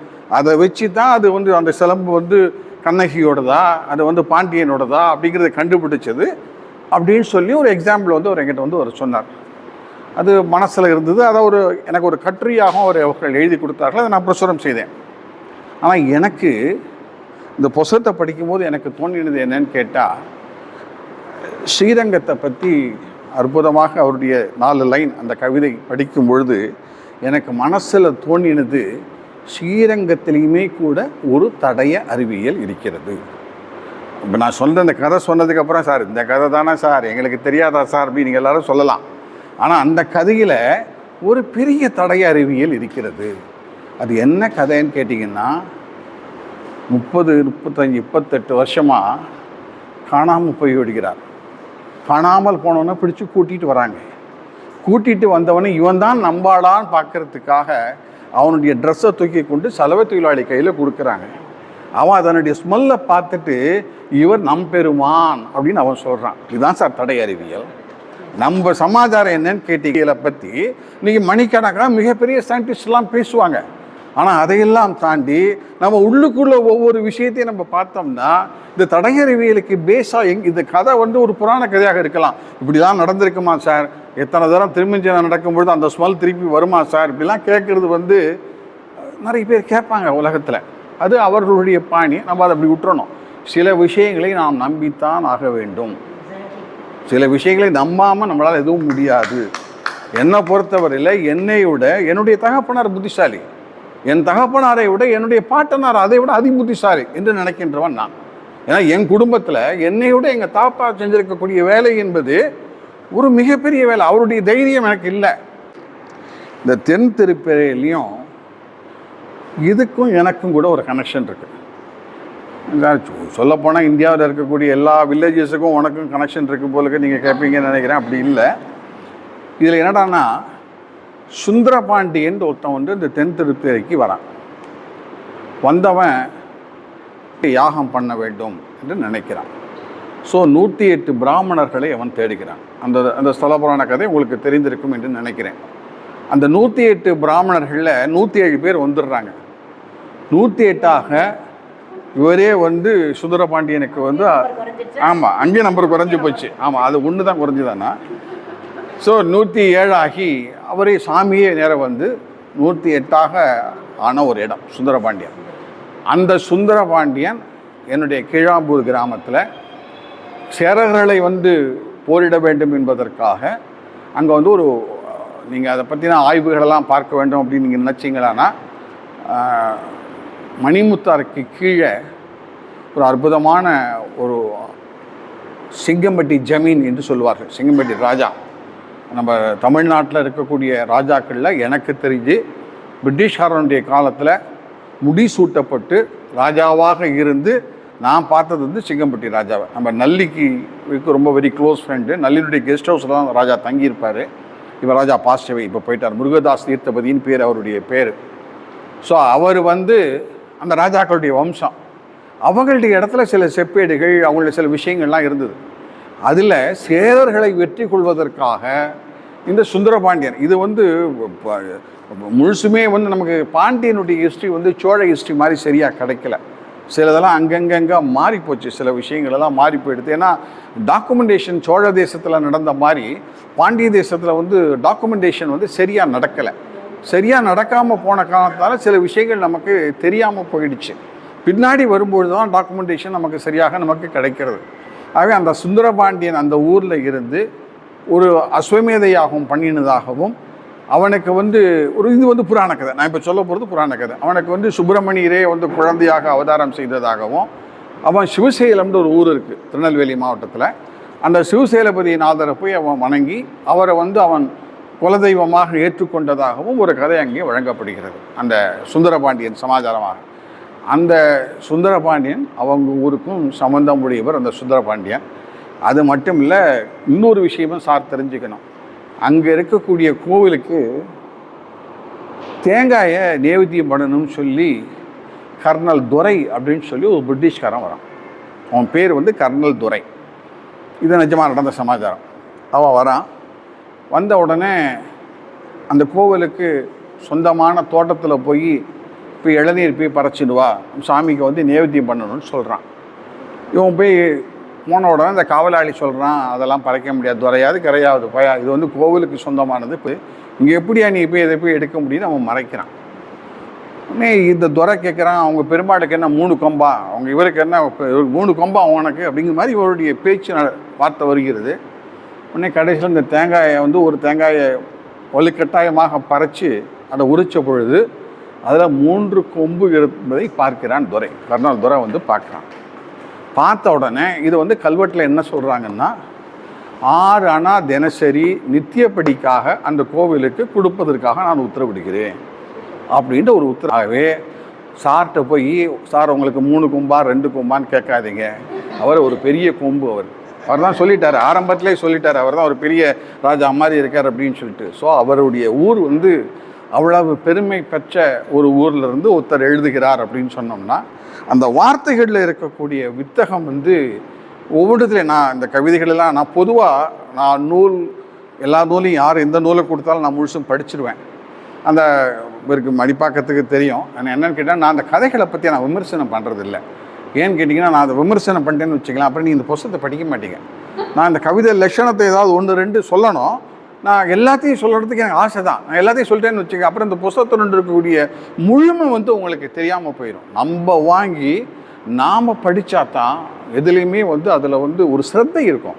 இந்த சிரத்தை அப்படிங்கிறது வந்து ரொம்ப முக்கியம். நம்ம சந்தியாவந்தனம் பண்ணுறதாக இருந்தாலுமே கூட ஏதோ ஆச்சமனம் பண்ணினா போனோம் வந்தோம்னு இருந்தோம்னா அது பிரயோஜனம் கிடையாது. சிரத்தையோடு சந்தியாவந்தனம் பண்ணினா தான் அதுக்கு வந்து பிரயோஜனம். சிரத்தை இல்லாமல் சந்தியாவந்தனம் பண்ணுறோம் அப்படின்னோம்னா அதுக்கு உண்மையை சொல்லணும். இப்போ என்னை பொறுத்தவரை நீங்கள் கேட்டிங்கன்னா, நான் ஒரு நாளைக்கு 2 தரம் டெஃபினட்டாக இன்றைக்கி பண்ணலை, இன்றைக்கி 1 தான் பண்ணியிருக்கேன். மத்தியானம் பண்ணுறதுக்கான எனக்கு வாய்ப்பே இல்லை. எனக்கு ஏன் வாய்ப்பு இல்லைன்னா, என்னுடைய பணி அப்படிப்பட்ட பணி, அங்கங்கே நான் போயிடுறேன். கிளம்புற நிச்சயமாக பண்ணுவேன், பண்ணாமல் எங்கள் வீட்டை விட்டு நான் கிளம்புறதே கிடையாது. மாலை நேரத்தில் சீக்கிரம் போயிட்டேன்னா அது பண்ணுறது என்னுடைய வழக்கம். ஆனால் சிரத்தையோடு பண்ணினா தான் அதுவுமே கூட சித்திக்கும். இவர்கிட்ட வந்து இருக்கக்கூடிய ஒரு பெரிய விஷயம் என்னன்னு கேட்டால், பெருமாள் பேரில் இருக்கக்கூடிய ஒரு ஈடுபாடும், அவர்கள் சொன்ன மாதிரி பரசுராமர் பேரில் இருக்கக்கூடிய ஒரு ஈடுபாடும், அந்த ஈடுபாடுகளை எல்லாம் கேட்கும் பொழுது யார் ஒருத்தர் தவம் செய்கிறார்களோ, தவம் செய்கிறவனுக்கு எப்படி சில மந்திர சொற்கள் கையாளுமோ அது மாதிரி இவருக்கு தமிழ் கையில் வசப்பட்டு இங்கே அற்புதமான 4 லைன் கவிதையாக மலர்ந்திருக்கிறது என்று நான் நினைக்கிறேன். நான் பார்க்கும்பொழுது சில கவிதைகளை எல்லாம் பார்க்கும்பொழுது அப்படித்தான் எனக்கு தோன்றுகிறது. அதில் மறையை தமிழில் மந்திரித்த மாறன் உறைந்த திருக்கூரிலே, இது ஆழ்வார் திருநகரை பற்றி பாடக்கூடிய இந்த பாட்டு. இதில் பெரிய ஸ்பெஷல் என்னன்னு கேட்டிங்கன்னா, கீழே வந்து அதுக்கு குறிப்பு கொடுத்துட்றார். நம்ம கீழே ஒரு மாதிரி ஆடெலாம் வருவான், நம்ம புஸ்தகத்தை எடுத்து படிப்பான். அப்போ அவனுக்கு ஏதாவது விஷயம் தெரிஞ்சு இனிமேல் சும்மா கவிதையை மட்டும் படித்து லட்சணத்தை மட்டும் படித்தா போகிற எப்படின்னா, மறை அப்படின்னா வேதம், அதே மாதிரி உரை அப்படின்னா இருப்பிடம், நான்முகன்னா பிரம்மா, இது என்னங்கிறது கீழே கொடுக்குறாங்க. இது வந்து அந்த காலத்து பேட்டர்ன். இங்கே ராகவையங்காருடைய புத்தகத்தையோ இல்லை ராகவையங்காரம் சரி, ராகவையங்காரம் சரி, வையாபுரி பிள்ளையும் சரி, நீலகண்ட சாஸ்திரி கூட, நீலகண்ட சாஸ்திரி சரித்திரம் சம்பந்தமான புஸ்தகம் என்னாலுமே கூட இன்றைக்கி பல பேர் சரித்திர கதை பண்ணுறாங்கன்னா, இன்க்ளூடிங் கலசக்கர நரசிம்மா, நீலகண்ட சாஸ்திரியை வந்து விட்டு யாராலையுமே சரித்திர கதை பண்ண முடியாது. ஏன்னா கீழே இருக்கக்கூடிய அடிக்குறிப்பு என்பது மேலே இருக்கக்கூடிய மேட்ரையோட பிரமாதமாக இருக்கும். அந்த அடிக்குறிப்பை வைத்து கொண்டு தான் நம்ம மேட்ரை பக்கத்துக்கு உள்ளுக்குள்ளேயே நம்ம நுழைய முடியும். கீழே இருக்கக்கூடிய சமாச்சாரத்தை நம்ம பார்த்தா தான், ஓஹோ சார் இவ்வளவு தூரம் சொற்களில் வந்து ஒரு ஆளுமையோடு இருக்கிறார், ஒரு ஆளுமையோடு இருக்கக்கூடிய ஒருத்தர் இந்த கவிதையை எழுதியிருக்கிறார், ஆகவே இந்த கவிதை தெய்வாம்சம் பொருந்திய ஒரு கவிதையாக இருக்கும் அப்படின்னு நினைத்து ஒரு நினைப்பு வந்து எனக்கு வருகிறது. கடைசியில் ஒரே ஒரு விஷயத்தை சொல்லி நான் முடிக்கிறேன். இவங்க பேசும்பொழுது ஒரு கேள்வி கேட்டார்கள், அதுக்கு அவர் ஒரு விளக்கம் கொடுத்தார். அந்த விளக்கம் சரியான விளக்கம்தான். ஆனால் எனக்கு மனசில் என்ன தோன்றுகிறது என்று கேட்டால், இந்த விளக்கம் சரியாக இருக்கலாம். ஏன்னா சில நேரங்களில் நம்ம வந்து ஒரு பெரிய விஷயத்தை பற்றி பேசுவோம். அந்த பெரிய விஷயத்தை பற்றி பேசும்போது அந்த பெரிய விளக்கம் என்பது தத்துவார்த்த ரீதியாக ரொம்ப கரெக்டாக இருக்கும். அவர் சொன்ன விஷயம் தத்துவார்த்த ரீதியாக அதில் வந்து எந்த விதமான பிரச்சனைகளும் இல்லாத ஒரு விஷயம், ரொம்ப அற்புதமாக சொன்னார். ஆனால் சில நேரங்களில் யோஜனை பண்ணி பார்த்தா தான் நான் அடிக்கடி சொல்லக்கூடிய ஒரு விஷயம். என்கிட்ட ஒரு கேள்வி கேட்டாங்க. நான் இங்கே நம்ம மடிப்பாக்கம் வெங்கட்டுக்கும் அவருக்கும் சார்கிட்டீங்கன்னா அவங்க 2 பேருக்கும் தெரிஞ்சிருக்கும், மற்றவங்களுக்கு தெரியாதனால அந்த கதையை நான் மலேசியாவுக்கு நான் ஒரு மாநாட்டுக்கு போயிருந்தேன். நான் மாநாட்டுக்கு போன இடத்துல சிவபெருமானை பற்றிலாம் பேசி முடிஞ்சுது. சார் ஏன் சார் கங்கையை போய் அவர் தலையில் வச்சுருக்காரு, அவர் வந்து ஹிருதயத்தில் இடம் கொடுக்கக்கூடாதா, கங்கைக்கு வந்து ஹிருதயத்தில் இடம் கொடுக்கக்கூடாதா, பக்தர்களுடைய பாவங்களை எல்லாம் கழுவக்கூடியது கங்கை, அதனால் சிவபெருமானுடைய காலில் கங்கை இருந்ததுன்னா அந்த ஜலம் கீழே வழியாக வந்ததுன்னா கழுவிடுமே சார். இந்த ஆளுக்கு பொம்பளைகளுக்கு வந்து தலை மேலே இடம் கொடுக்கக்கூடாதுன்னு நம்ம சொல்கிறோம், இந்த ஆள் தான் சார் அதுக்கு மூல காரணம், மேலே தலையில் கொண்டு போய் இடம் கொடுத்துட்டான் சார் கங்கைக்குன்னு சொல்லி ஒருத்தரங்கிட்ட கேள்வி கேட்டார். இது என்னடா இது நமக்கு கஷ்டமாக இருக்குது, நம்ம என்ன நான் சைவ சித்தாந்தத்தை உள்ளுக்குள்ளே உடைக்கக்கூடிய ஒரு சமாச்சாரம். ஸோ நம்ம அதுக்குள்ளே உள்ளுக்கு போய் நம்ம ஏதாவது மேட்ரை மாட்டிட்டு அங்கே இருக்கக்கூட்ட ஏதாவது திருவாடூர் ஆதீனத்துலேருந்து ஒரு வித்வான் வந்து எங்கிட்ட ஏதாவது ஒரு கேள்வியை கேட்டு நான் அதுக்கு தப்பாக பதில் சொல்லி நம்ம மாட்டிக்கக்கூடாது. அதனால் நம்ம அறிவு என்ன சொல்கிறதோ, நம்ம என்ன தெரிகிறதோ நம்ம அதை சொல்லுவோம்னு சொல்லி அவர்கிட்ட சொன்னேன். ஐயா, அந்த காலத்தில் நீங்கள் வந்து தமிழ் சினிமாலாம் பார்த்துருப்பீங்க, தமிழ் சினிமாலாம் பார்த்தீங்கன்னா முதல்ல காமிக்கிறது எல்ஐசி கட்டடத்தை தான் காமிப்பாங்க. அந்த காலத்தில் தமிழ் சினிமா அப்படின்னா உடனே எல்ஐசி கட்டடத்தை காமிச்சாச்சுன்னா சென்னை வந்தாச்சுன்னு அர்த்தம்.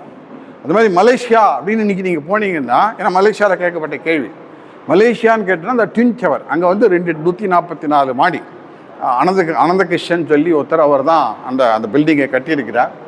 ஸோ உங்களுக்கு பார்த்த உடனே மலேசியாவுடைய பிரம்மாண்டம் எங்கே தெரியுது, அந்த 144 ஃப்ளோரில் தெரியுறதுயா. இந்த 144 ஃப்ளோரில் முதல் ஃப்ளோரில் ஆள் இருக்கான், 2வது ஃப்ளோரில் ஆள் இருக்கான், 144 ஃப்ளோர்லேயும் ஆள் இருக்கான். இந்த 144 காரனுக்கும் தண்ணி வேணும், ஃபஸ்ட் ஃப்ளோர் காரனுக்கும் தண்ணி வேணும். அப்படின்னா ஓவர் டேங்க் எங்கேயா வைக்கிறது? 144 மாடிக்கு மேலே ஓவர் டேங்க் வச்சா தான் 144க்கும் வரும், 143க்கும் வரும், 1க்கும் வரும். சிவபெருமானுடைய தலை என்பது உலகத்தினுடைய கூரை. அப்போ கூரையிலிருந்து வந்தால் தானே, உலகத்தில் கூரையிலிருந்து தண்ணி வந்தால் தானே ஜனங்களுக்கு போய் அது போய் சேரும். அதனால சிவபெருமான் தலையில் கங்கையை வச்சிருக்காரே தவிர அவர் தெரியாதனமாக அவர் வச்சுக்கல. அப்படி எனக்கு என்ன தெரிஞ்சுதோ அதை அங்கே சொல்லிவிட்டு விட்டா போகிறோம்ப்பா அப்படின்னு சொல்லி ஓடி போயிட்டேன்.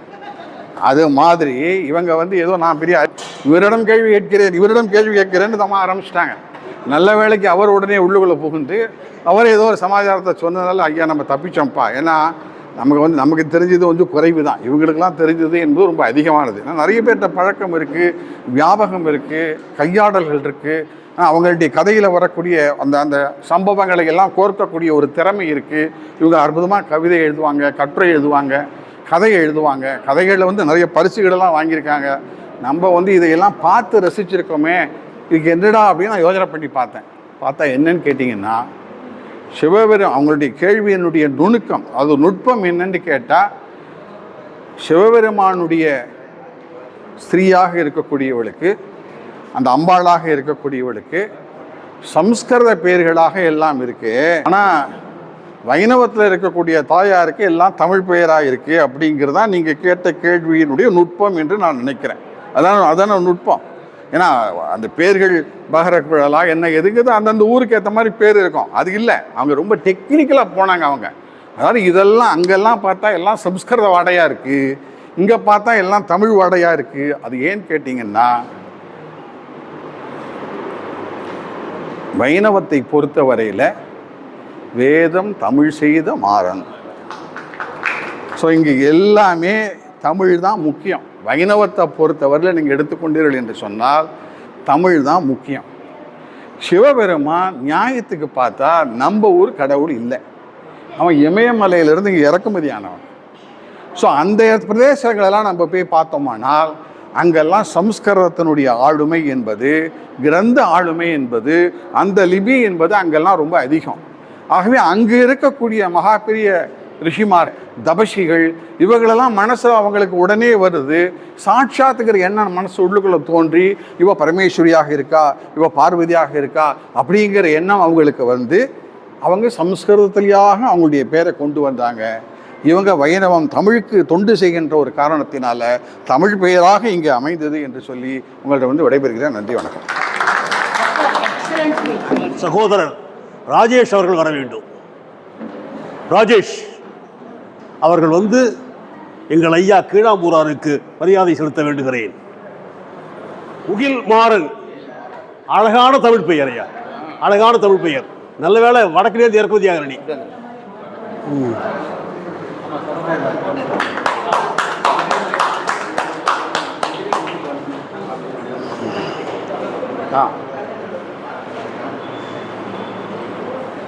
எந்த துறையோடு மீட்டிங் பேசினாலும் ஒரு வார்த்தையை கண்டிப்பாக சொல்லுவார். உதாரணமாக எழுத்தாளர் மீட்டிங்னா நானும் ஒரு எழுத்தாளன் தான், கவிஞர்கள் மீட்டிங்னா நானும் ஒரு கவிஞன் தான், தொழிலாளிகள் மீட்டிங்னா நானும் ஒரு அச்சு தொழிலாளி. உண்மைதான், சொல்கிறதெல்லாம் உண்மைதான், ஒன்று கூட பொய் இல்லை. நானும் அவர் விடுதலை பத்திரிகையில் அச்சு தொழிலாளியாக இருந்தார் முதல்ல, அவர் அச்சு தொழிலாளி. இப்படி எல்லா விவசாயம், நானும் விவசாய குடியை சேர்ந்தவன் தான் சொல்வார். அவர் எல்லோரோடும் தன்னை ஐக்கியப்படுத்திக் கொள்வார். அதே போல எந்த ஊரை கொடுத்தாலும் தன்னோடு ஐக்கியப்படுத்திக் கொள்கிற ஐயா கீழாம்பூர் அவர்களுக்கு எல்லா ஊர் என்று பெயர் மாற்றி விடலாம். ரொம்ப ரசித்து கேட்ட பேச்சு. அவர் ரொம்ப சாதாரணமாக ஆரம்பிப்பார், சாதாரணமாக பேசுவார். அதில் பொதிந்துள்ள ஒவ்வொரு கருத்தும் உள்ளத்தை கவியது. நன்றி ஐயா அவர்களே. அடுத்ததாக அந்த கால எழுத்தாளர் ஐயா பாமா கோபாலன் அவர்கள்.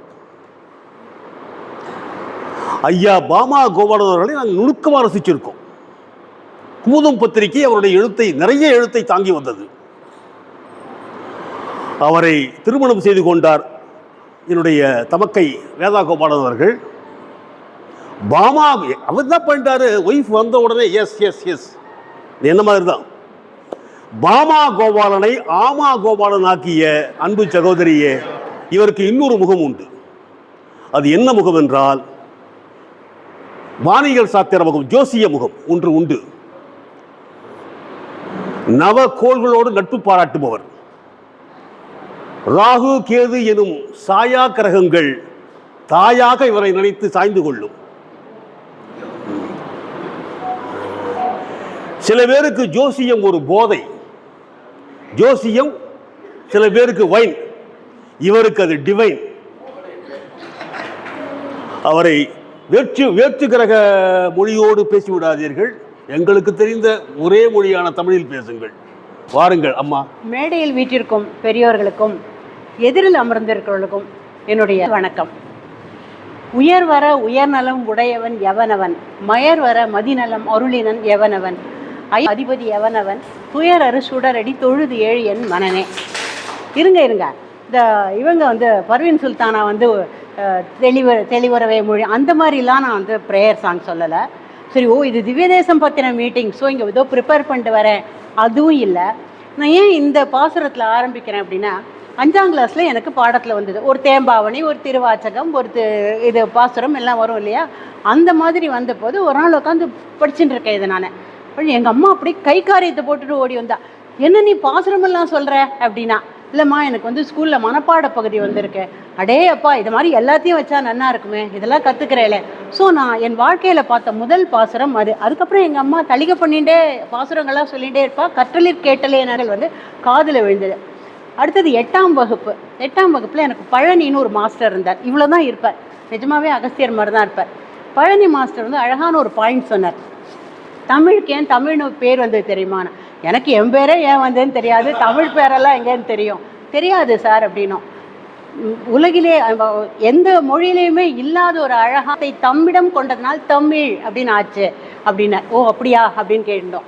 அவர் அடுத்தது எனக்கு சொல்லி கொடுத்தது, ஆழிமழை கண்ணா ஒன்று நீ கைகரவேல் ஆழியுள் புக்கு முகர்ந்து கொடாந்தேரி ஊழி முதல்வன் உருவம் போல் மெய்கருத்து பாழியன் தோளுடை பத்மநாபன் கையில் ஆழி போல் மின்னி வலம்புரி போல் நின்று அதிர்ந்து தாழாதே சார்கம் உதைத்த சரமொழி போல் வாழ நாங்களும் மார்கழி நீராடினோம் மகிழ்ந்தேலோர் எம்பாவாய். இதில் என்ன ஸ்பெஷாலிட்டி அப்படின்னு கேட்டார்.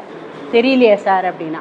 நல்லா யோசிங்க அப்படின்னா. எனக்கு ஒரு சின்ன ஒரு இது தோணித்து. ஏன்னா அப்போ தான் தமிழுக்கு விளக்கம் கொடுத்தேன்ல சார், இதில் நிறைய ழ வருது அப்படின்னு. அப்படியே அப்படி பாராட்டினார் என்ன.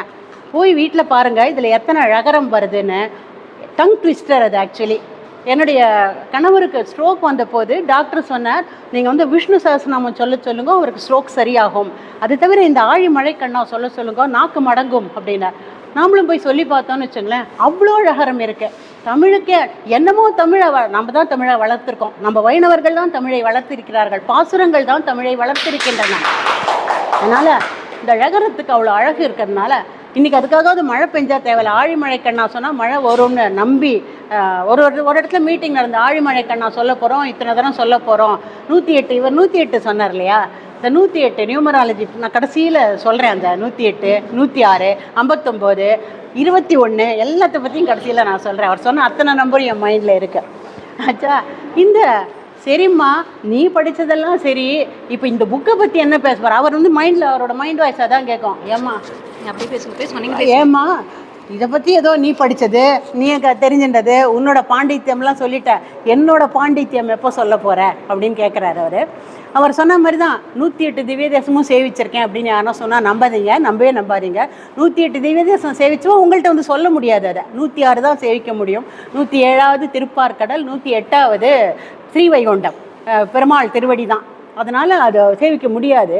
ஆனாலும் அதாவது 108 -1 அழகாக சொல்லிட்டார் அவர்.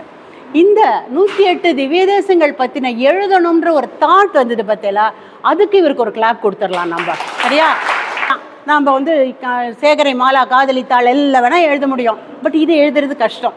இன்னொன்று சொல்கிறேன், இந்த ஸ்ரீராம ராமராமத்தி சொன்னாக்கா நம்ம சகசநாமம் சொன்ன பலன் அப்படின்னு சொல்லுவோம் இல்லையா, அந்த மாதிரி உங்களாலெல்லாம் ஆழ்வார் மங்களாசாசனம் செய்ததெல்லாம் படிக்க முடியலன்னா இதை படிங்க போகிறோம். அதுக்கு ஷார்ட்கட் கிடச்சிரும் உங்களுக்கு, அவ்வளோ அழகாக இருக்குது.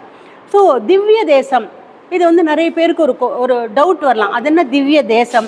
தேசம்னா அப்போ பெருமாள் கோவில் இருக்கிற எல்லாமே திவ்யமான தேசம் தானே. திவ்ய பெருமாள் முன்னாடி சாதத்தை வச்சா அது பிரசாதமாகிறது, பெருமாள் முன்னாடி தண்ணியை வச்சா அது தீர்த்தமாகிறது. அப்போ திவ்ய தேசம்னா பெருமாள் இருக்கிற கோவில் இருக்கிற எல்லாமே திவ்யமான தேசம் தானே. அப்படின்னா ரொம்ப ஷார்ட்டாக சொல்லணும்னா ஆழ்வார்கள் மங்களாசாசனம் செய்த அது என்ன மங்களாசாசனம்? இன்னும் ஷார்ட்டாக சொன்னால் பாடல் பெற்ற ஸ்தலங்கள். சிம்பிள். அது எப்படி நம்ம சைவ குறவர்கள்லாம் எப்படி சைவ கோயில்களில் பாடல் இது பண்ணாலும் அது மாதிரி இந்த சரி இதை படித்தோன்னு இதே மாதிரி 4000 திவ்ய பிரபந்தம் படித்தேன்னா நீங்கள் நம்பாதீங்க, 4000 கிடையவே கிடையாது. 4000 எக்ஸாக்ட் நம்பர் கிடையாது. அதனால அதே மாதிரியான ஒரு அழகான ஒரு என்ன ஒரு சந்தோஷம்னா brevity is the soul of wit அப்படின்வா. சுருக்கமாய் சொல்லுதல் தான் ரொம்ப ரொம்ப அழகான விஷயம்னு என்ன கேட்டால் simplicity is the soul of wit. அதுக்கு சரியான எக்ஸாம்பிள் இதுதான். எளிமை. இது என்னமோ ஒன்றுமே தெரியாத மாதிரி என்ன மாதிரி இருக்கோம்லாம் படித்தா புரியணும்னு இவரை நம்பாதீங்க, பயங்கர நாலேஜபிள். இந்த திருநெல்வேலிக்காராளுக்கு வந்து சொல்லுவாளே அழகில்லை அறிவில்லை, இந்த அழகும் அறிவும் சேர்ந்துருக்கிற 2 திருநெல்வேலிக்காரர்களே எனக்கு தெரியும். ஒருத்தரை பர்சனலாக தெரியும், இன்னொருத்தரை தெரியும். ஒருத்தர் பாரதியார், இன்னொருத்தர் இவர். அதனால் இந்த அழகு அறிவு அஃப்கோர்ஸ் இன்றைக்கு புதுசாக இவரை தெரியும். அதனால் வந்து இந்த இது ஃபஸ்ட்டு எனக்கு வந்து இவர் மடிப்பாக்கம் சார் வந்து ரொம்ப அருமையாக ஒரு மீட்டிங்கை வந்து எப்படி நீங்கள் ஆர்கனைஸ் பண்ணணும் அப்படின்னா சரியான ஈவெண்ட் மேனேஜர்னா அவர் மடிப்பாக்கத்தார். ரொம்ப ஸ்பெஷல் கிளாப்ஸ் கொடுக்கலாம். அந்த ஒரு கன்ஃபியூஷன் இல்லாமல் இன்னி கன்ஃபியூஸ் பண்ணிட்டார், கடைசியில் தள்ளிட்டார். என்னையா என் பேர் எங்கேயோ இருந்தது அன்றைக்கி இது பாருங்கள் நோட் பண்ணி வச்சுருக்கார். ஓனோன்னே இது வந்து பழி வாங்குறாரு என்னை பிடிச்சி எல்லாம் இப்போ பாரு. கடைசியில் இவர் ஒரு பாயிண்ட் சொன்னார், இந்த லஞ்ச் இது டின்னர் வர வரைக்கும் உங்களை பேச சொல்ல போகிறேன்னு நினைக்கிறேன். அதுவும் வந்தாச்சு. அதனால் இப்போ மைண்ட் அதில் போயிடும், அந்த வாசனையெல்லாம் அடிக்கிறது இல்லையா, அந்த அரோமா. ஸோ வந்து இப்போ வந்து நம்மளை இவர் இருக்கார காலச்சக்கர நரசிம்மா யாரும் அந்த எதனா என்ன மாதிரியே யாரையான பார்த்துருப்பார் போல இருக்க. அதுலேருந்து வாக்தேவி, ஓஹோ சூப்பர் என்னென்னவா நினச்சிட்டு ஒவ்வொரு மீட்டிங்லேயும் சொல்லுவார். இல்லையா நீங்கள் யாரையோ நீங்கள் கன்ஃபியூஸ் பண்ணிட்டு இருக்கீங்க ஹெவியாக, எனக்கு இன்னும் தெரியல. ஒவ்வொரு தரமும் சொல்லுவார், ஒவ்வொரு பதிவுலையும் எழுதுவார், பர்த்டே பதிவாக எல்லாத்துலேயும் வாக்தேவின்னு வேறு. யாரோ இவருக்கு தெரிஞ்ச வாக்தேவியும் என்னையும் கன்ஃபியூஸ் பண்ணிட்டார் போல இருக்கு அப்படின்னு. அப்புறம் சாரை பற்றி சொல்லணும் அப்படின்னாக்கா, எனக்கு வந்து நந்தகுமார் அந்த பேரை எவ்வளோ அழகாக இருக்குது பாருங்கள். நந்தகுமாரோட குமாரர் கூட ரொம்ப அழகாக இருக்கார். நல்ல அழகான பொருத்தமான பெயர்கள். இன்னொன்று வந்து அவர் வந்து ஆக்சுவலி எங்களோட உறவுக்காரங்க வீட்டில் வந்து ஒரு கச்சேரி ஏற்பாடு பண்ணியிருந்தா. ஸ்ரீரங்கத்தில் ரிசப்ஷன் வச்சுருந்தா. சென்னையில் கல்யாணம், ஸ்ரீரங்கம் தான் அவள் ஊர். ரிசப்ஷன் வச்சுருந்த போது இன்றைக்கி வந்து ஒரு ட்வின் பிரதர்ஸ் வந்து பாட போகிறா கச்சேரி அப்படின்னா. நம்ம வந்து கச்சேரி ட்வின் பிரதர்ஸ்னால் நீங்களாம் எப்படி ஒரு இமேஜின்லாம் பண்ணிட்டு இருப்பீங்க இல்லையா. 2 பேர் வந்தாங்க, தெலுங்கு பட வில்லன் மாதிரி இருந்தாங்க அவங்க பார்க்கறதுக்கு. பெரிய மீசை, திரிஷூர் பிரதர்ஸ். அவ்வளோ இனிமையாக பாடினாங்க. அதே மாதிரி மிஸ் நந்தகுமாரோடைய ஃபோட்டோவை பார்த்தோன்னே இவரா எழுதினார், இவரா இப்படிலாம் எழுதினார். நிஜமாக அது வந்து ஒரு ஆள் பார்க்கறதுக்கு தான் அப்படி இருக்காரே தவிர உள்ளுக்குள்ளே எவ்வளோ ஒரு அருமையான எளிமையான ஒரு எழுத்தாளர் அப்படின்னு. நான் வந்து இவர் சொன்ன மாதிரி எல்லாத்தையும் சொல்லக்கூடாது, நீங்கள் வாங்கி படிக்கணும் புக்கை. எனக்கு தெரிஞ்ச ஒரு புக் ரிலீஸ் ஃபங்க்ஷனில் ஒரு மேடம் வந்து 21 கதை இருந்ததா. எனக்கு அது தெரியல என்ன ரிலீஸ் ஃபங்க்ஷன், என்ன புக்கு, அவங்க யார் எதுவுமே தெரியாது, அவங்க பேரும் யாரும் சொல்ல. ஒருத்தங்க பேசினாங்க, மேடம் 21 கதையும் படித்தாங்க அப்படின்னாங்க. நான் அதெல்லாம் பண்ண மாட்டேன், பயப்படாதீங்க, டின்னர் வந்தாச்சு, அதனால் அதெல்லாம் பண்ண மாட்டேன். ஆனாலும் இதில் சில விஷயங்களை வந்து உங்களுக்கு நான் ரொம்ப ரொம்ப அருமை அப்படின்னு காட்டுறதுக்காகவே இங்கே பாருங்கள். வில்லை ஒடித்து வைதேகியை மணமுடித்து வல்லையில் இராக்கதனால் வதம் செய்யப்பட்டு புல்லுக்கு முக்தி அளித்து புல்ல பூதங்குடியில் வல்வில் ராமனாக வந்து உறைந்தான். இதில் ஏதாவது டவுட் இருக்கா பாருங்களேன். ஒரு 7ஆம் கிளாஸ் குழந்தைகிட்ட கொடுத்தா கூட புரிஞ்சுன்றோம். அது மாதிரியான சில அழகழகு இது. அதே மாதிரி அஃப்கோர்ஸ் தென்திருப்பேரை, எனக்கு தென்திருப்பேரைன்ற பேரை முதல்ல அறிமுகப்படுத்தினதே சுதாங்கன் தான். சுதாங்கன் உங்களுக்கு தெரிஞ்சிருக்கலாம், சுதாங்கன் உங்கள் ஊர். அந்த ஜூனியர் விகடன் எடிட்டராக இருந்த சுதாங்கன் இப்போ now he is no more. அவர் தான் சொல்லி இந்த மகர நெடுங்குழை காதர், மகர மீன் ஷேப்பில் அவருடைய காதணி இருக்கும் அப்படின்லாம் சொல்லி அந்த அந்த பெருமாள் மேலேயும் தாயார் மேலேயும் அவ்வளோ ஒரு இதை வந்துவிட்டோம். திவ்ய தேசம்லாம் போய் சேவிக்க முடிகிற போது கண்டிப்பாக சேவிங்கோ, பாசுரங்கள் படிக்க முடிகிற போது கண்டிப்பாக படிங்கோ. பட் இதை வந்து கண்டிப்பாக எல்லாரும் படிச்சிருங்கோ, கண்டிப்பாக வாங்கிருங்கோ. இன்னொரு விஷயம் நான் தேங்க் பண்ண வேண்டியது உங்களுக்கு. ஒரு புக் ரிலீஸ் ஃபங்க்ஷனில் ஒருத்தர் கூட வரலையாம், சத்தியமாக சொல்கிறேன், ஒருத்தர் கூட வரலையாம் ஒரு ஃபங்க்ஷனில். நான் கூட இன்றைக்கி எத்தனை பேர் வருவாளோ, இவர் எங்கேயோ வெளியூர்லேருந்து வந்து பண்ணுறாரு, யார் வரப்போகிறா அப்படின்னு நினச்சின்னு வந்தேன். முதல்ல வந்து உங்கள்கிட்ட மன்னிப்பு கேட்கணும், ரொம்ப லேட்டாக வந்தேன் நான். நானும் இவரும் வந்து வழி தவற விட்டுட்டு கொஞ்சம் லேட்டாக வந்தோம். இங்கே வந்து பார்த்த போது நான் எண்ணினேன் 46 பேர் இருக்கீங்க எதிர்க்க. ஸோ 46 பேருக்கும் இங்குள்ளவர்களுக்கும் என்னுடைய நன்றியை கூறி விடைபெறுகிறேன். நன்றி, வணக்கம். எனது நம்பர் அஃப்கோர்ஸ் 108 அப்படின்னு பார்த்தீங்கன்னா 8 1 கூட்டினா 9. 9ங்கிறது செவ்வாயின் நம்பர். சுறுசுறுப்பு, விறுவிறுப்பு எல்லாமே. நீங்கள் இந்த 9 வந்து எதோட சேர்ந்தாலுமே உங்களுக்கே தெரிங்கிற நம்பர் தான் வரும். 9 என்பது முழுமையான நம்பர், அது எல்லாத்தோடையும் தெரியும். நியூமராலஜி படி இந்த நியூமராலஜி வந்து ஒரு எழுத்துமே ஒரு நம்பரையும் ரெப்ரசன்ட் பண்ணுது. A B C எல்லாத்துக்கும் ரெப்ரசன்டேஷன் ஆஃப் நம்பர்ஸ் உண்டு. அடுத்தது இவர் சொன்னது 106. இந்த 106 எனக்கு கொஞ்சம் இடரலான நம்பர். 6 நல்லா இருக்குது சுக்கிரன், 1 நல்லா இருக்குது சூரியன், 2 சேர்ந்தா 106, 7ன்னு வந்துடும். 7ங்கிறது ராகுடைய கேத்துவுடைய நம்பர், 7ங்கிறது கேத்துவோட நம்பர். இந்த 106 எப்பவுமே கொஞ்சம் பயமுறுத்துகிற நம்பர். அடுத்தது இவர் 59 பலமுறை சொன்னார். அகெயின் 9 5 கூட்டுற போது 5 வந்துடும். நீங்கள் கூட்டி ஷார்ட் பண்ணி பிரமிட் பண்ணி பார்த்தீங்கன்னா 5 வரும். 5 என்பது உங்களுக்கே தெரியும் விஷ்ணுவை குறிக்கும் புதனுடைய நம்பர். இந்த புதனோட நம்பர் அந்த சொல்கிறப்ப நீங்கள் வெறும் சும்மாவே 59 நீங்கள் செலக்ட் பண்ணச்சே ஒரு கார் நம்பர் சூஸ் பண்ணச்சேயோ ஏதாவது இது பண்ணாலும் நான் சொல்ல உன் டேட் ஆஃப் பர்த்தோடலாம் நீ இது பண்ணிக்காத. அடுத்தது இவர் சொன்னது 21ன்ற நம்பர். 2 சந்திரன் 1 சூரியன் சேர்த்திங்கன்னா வர 3ன்றது குரு. இந்த நான் சொல்ல 21, 12, 201, 102 இது எல்லாமே ஆல்வேஸ் குட் நம்பர்ஸ். அதனால் வந்து இந்த 21ன்னு இவர் சொன்னார் பார்த்தீங்களா, தனியாக போய் சேவிச்சுட்டு வந்தார். அதான் மனுஷன் இவ்வளோ பிரைட்டாக இருக்கார். அவருக்கு ஒரு கிளாஸ் பண்ணுவோம். நன்றி, வணக்கம். அற்புதமான உரை நிகழ்த்திய சகோதரிக்கு நூலாசிரியரின் சித்தி மரியாதை செய்ய அழைக்கிறேன். நூலாசிரியரின் தங்கை பிரதிபா அவர்களை பரிசு பொருள் கொடுக்க அழைக்கிறேன். ஐயா கீழாம்பூர் அவர்கள் குறிப்பிட்ட அந்த வடமொழி தென்மொழி எங்களுக்கெல்லாம் வைணவத்தின் மீது பொறாமையாக இருக்கும். அந்த அழகான தமிழ் பெயர்களை பார்த்து புல்லரிக்கும். அப்படியே அரபு மொழி புழக்கம் தான் அதிகமாக இருக்கும். அது காரணம் சொல்கிறேன். ஒவ்வொரு கிறிஸ்துவ தேவாலயத்திலும் தமிழாக இருக்கும். ஆனால் 60ஆம் வருஷம் வரைக்கும் அங்கும் லத்தீன் மொழிகள் தான் ஓதப்பட்டது. உலகத்தில் உள்ள அனைத்து கிறிஸ்துவ தேவாலயங்களிலும் லத்தீன் மொழி தான் புரோகித மொழி, வைதிக மொழி. 61ஆம் வருடம் ஒரு போப்பாண்டவர் வரார். அவர் தான் மாத்துறார்.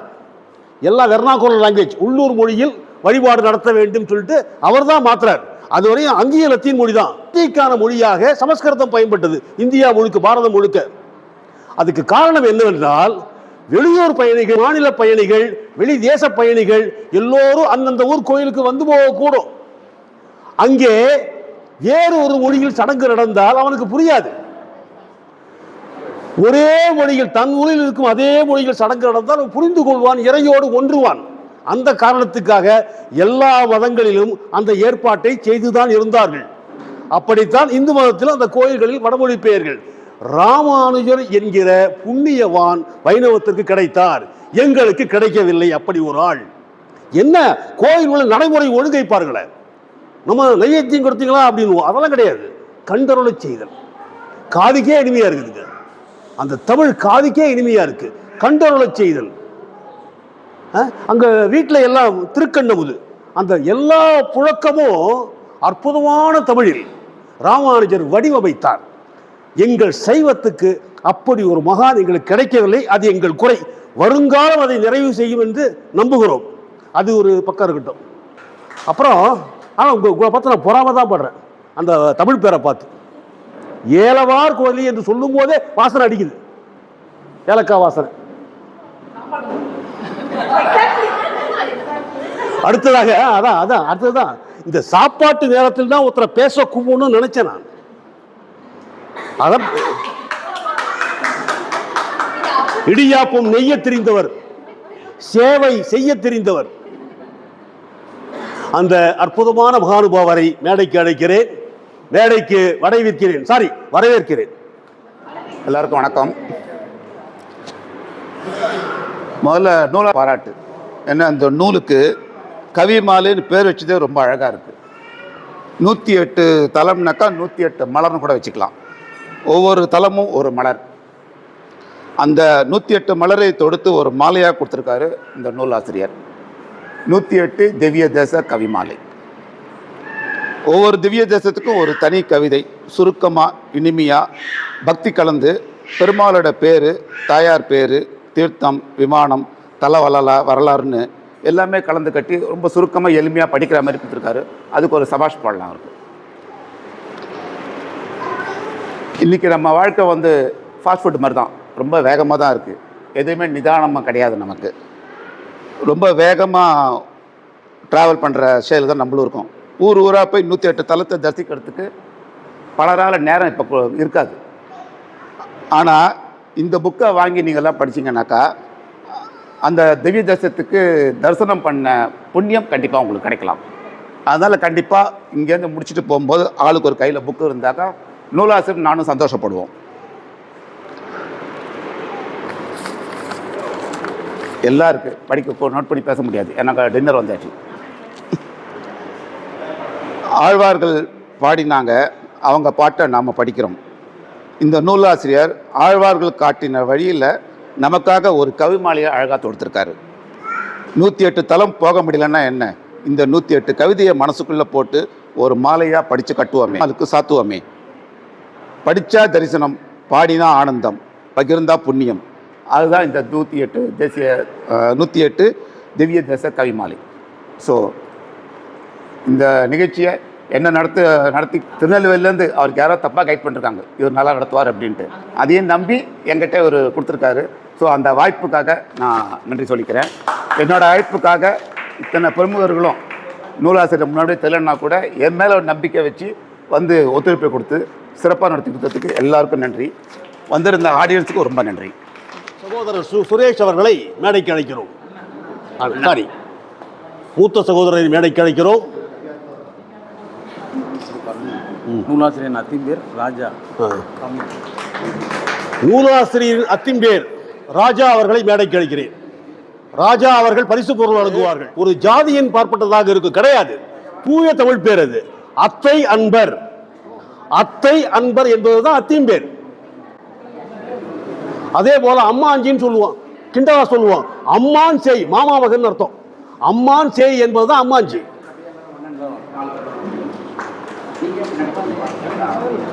நெஞ்சில் பதிந்த இந்த வரிகளை அச்சில் பதித்து தந்த பதிப்பாளர் மகாதேவன் சீனிவாசன் அவர்களை பேச அழைக்கிறேன்.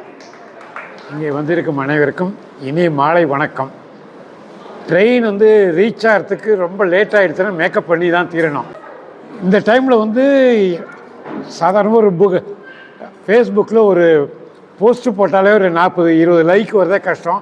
45-50 பேர் வந்திருக்காங்கன்னா இந்த புக்குக்கு ஏதோ ஒரு ஈர்ப்பு சக்தி இருக்குது. இந்த திவ்ய தேசங்கள்லாம் ஒவ்வொருத்தரும் தாங்க வாங்கி படித்தாதான் பல பேர் ரீச் ஆகும். ஏன்னா வெறும் டிஜிட்டலில் இருக்கிறது பார்த்திங்கன்னா இன்றைக்கி அப்படி ஸ்க்ரோல் பண்ண ஓடி போயிடும். ஆனால் புக்கை வாங்கி வீட்டில் வச்ச நம்ம இப்போ படிக்கலைனாலும் அடுத்த மாதம் படிப்போம், இல்லைன்னா வேறு யாரும் வரவங்க படிப்பாங்க. ஸோ நான் ரொம்ப நேரம் எடுக்காமல் இந்த வந்தவங்க எல்லோரும் இந்த புத்தகத்தை வாங்கி நிறைய பேர் டிஸ்ட்ரிபியூட்னா அடிஷ்னலாக கூட வாங்கி அவரையும் என்கரேஜ் பண்ணி இந்த பிரிண்டிங் மீடியாவையும் என்கரேஜ் பண்ணணும்னு எல்லாரையும் பணியுடன் கேட்டுக்கொள்கிறேன். நன்றி, வணக்கம். பதிப்பக ஆசிரியருக்கு மரியாதை செய்கிறார். அவருக்கு பதிப்பக பேர் ஜெயா.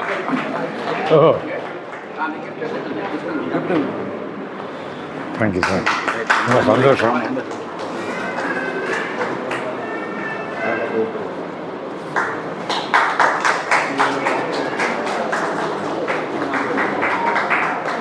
இந்த உறவு சித்திர நிகழ்ச்சி உளவு சித்திரமாக எடுத்த ஆர்ஜே நாகா அவர்களுக்கு நன்றி. ரொம்ப நன்றி.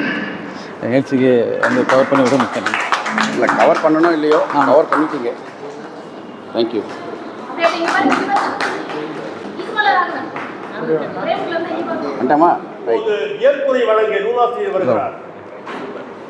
இருநில மன்னர்தம்மை இருநாளும் எட்டும் ஒரு நாளும் ஒன்றுமுடனே செருநுதல் ஊடுபோகி அவர் மலுவாளில் வென்ற திரளோன் எம் குலத் தலைவன் பரசுராமர் புகழ்பாடிய திருமைங்காலுவர் திருவடிகளையும் அகரம்வாள் மற்றும் மகரமணிந்த உழைக்காதனின் பொற்பாதங்களை பணிந்தும் என் ஏற்புரைக்குள் செல்கிறேன். அடியேன் ஏற்றிய இந்த ஆன்மீக நூல் அருள் கொண்டாடும் அடியவர் கைகளில் அழகுடனே தவழ்ந்திட நல் அறத்துடனே இந்த புத்தக வெளியீட்டு விழா அருமையாக நடந்து கொடுத்தமைக்கு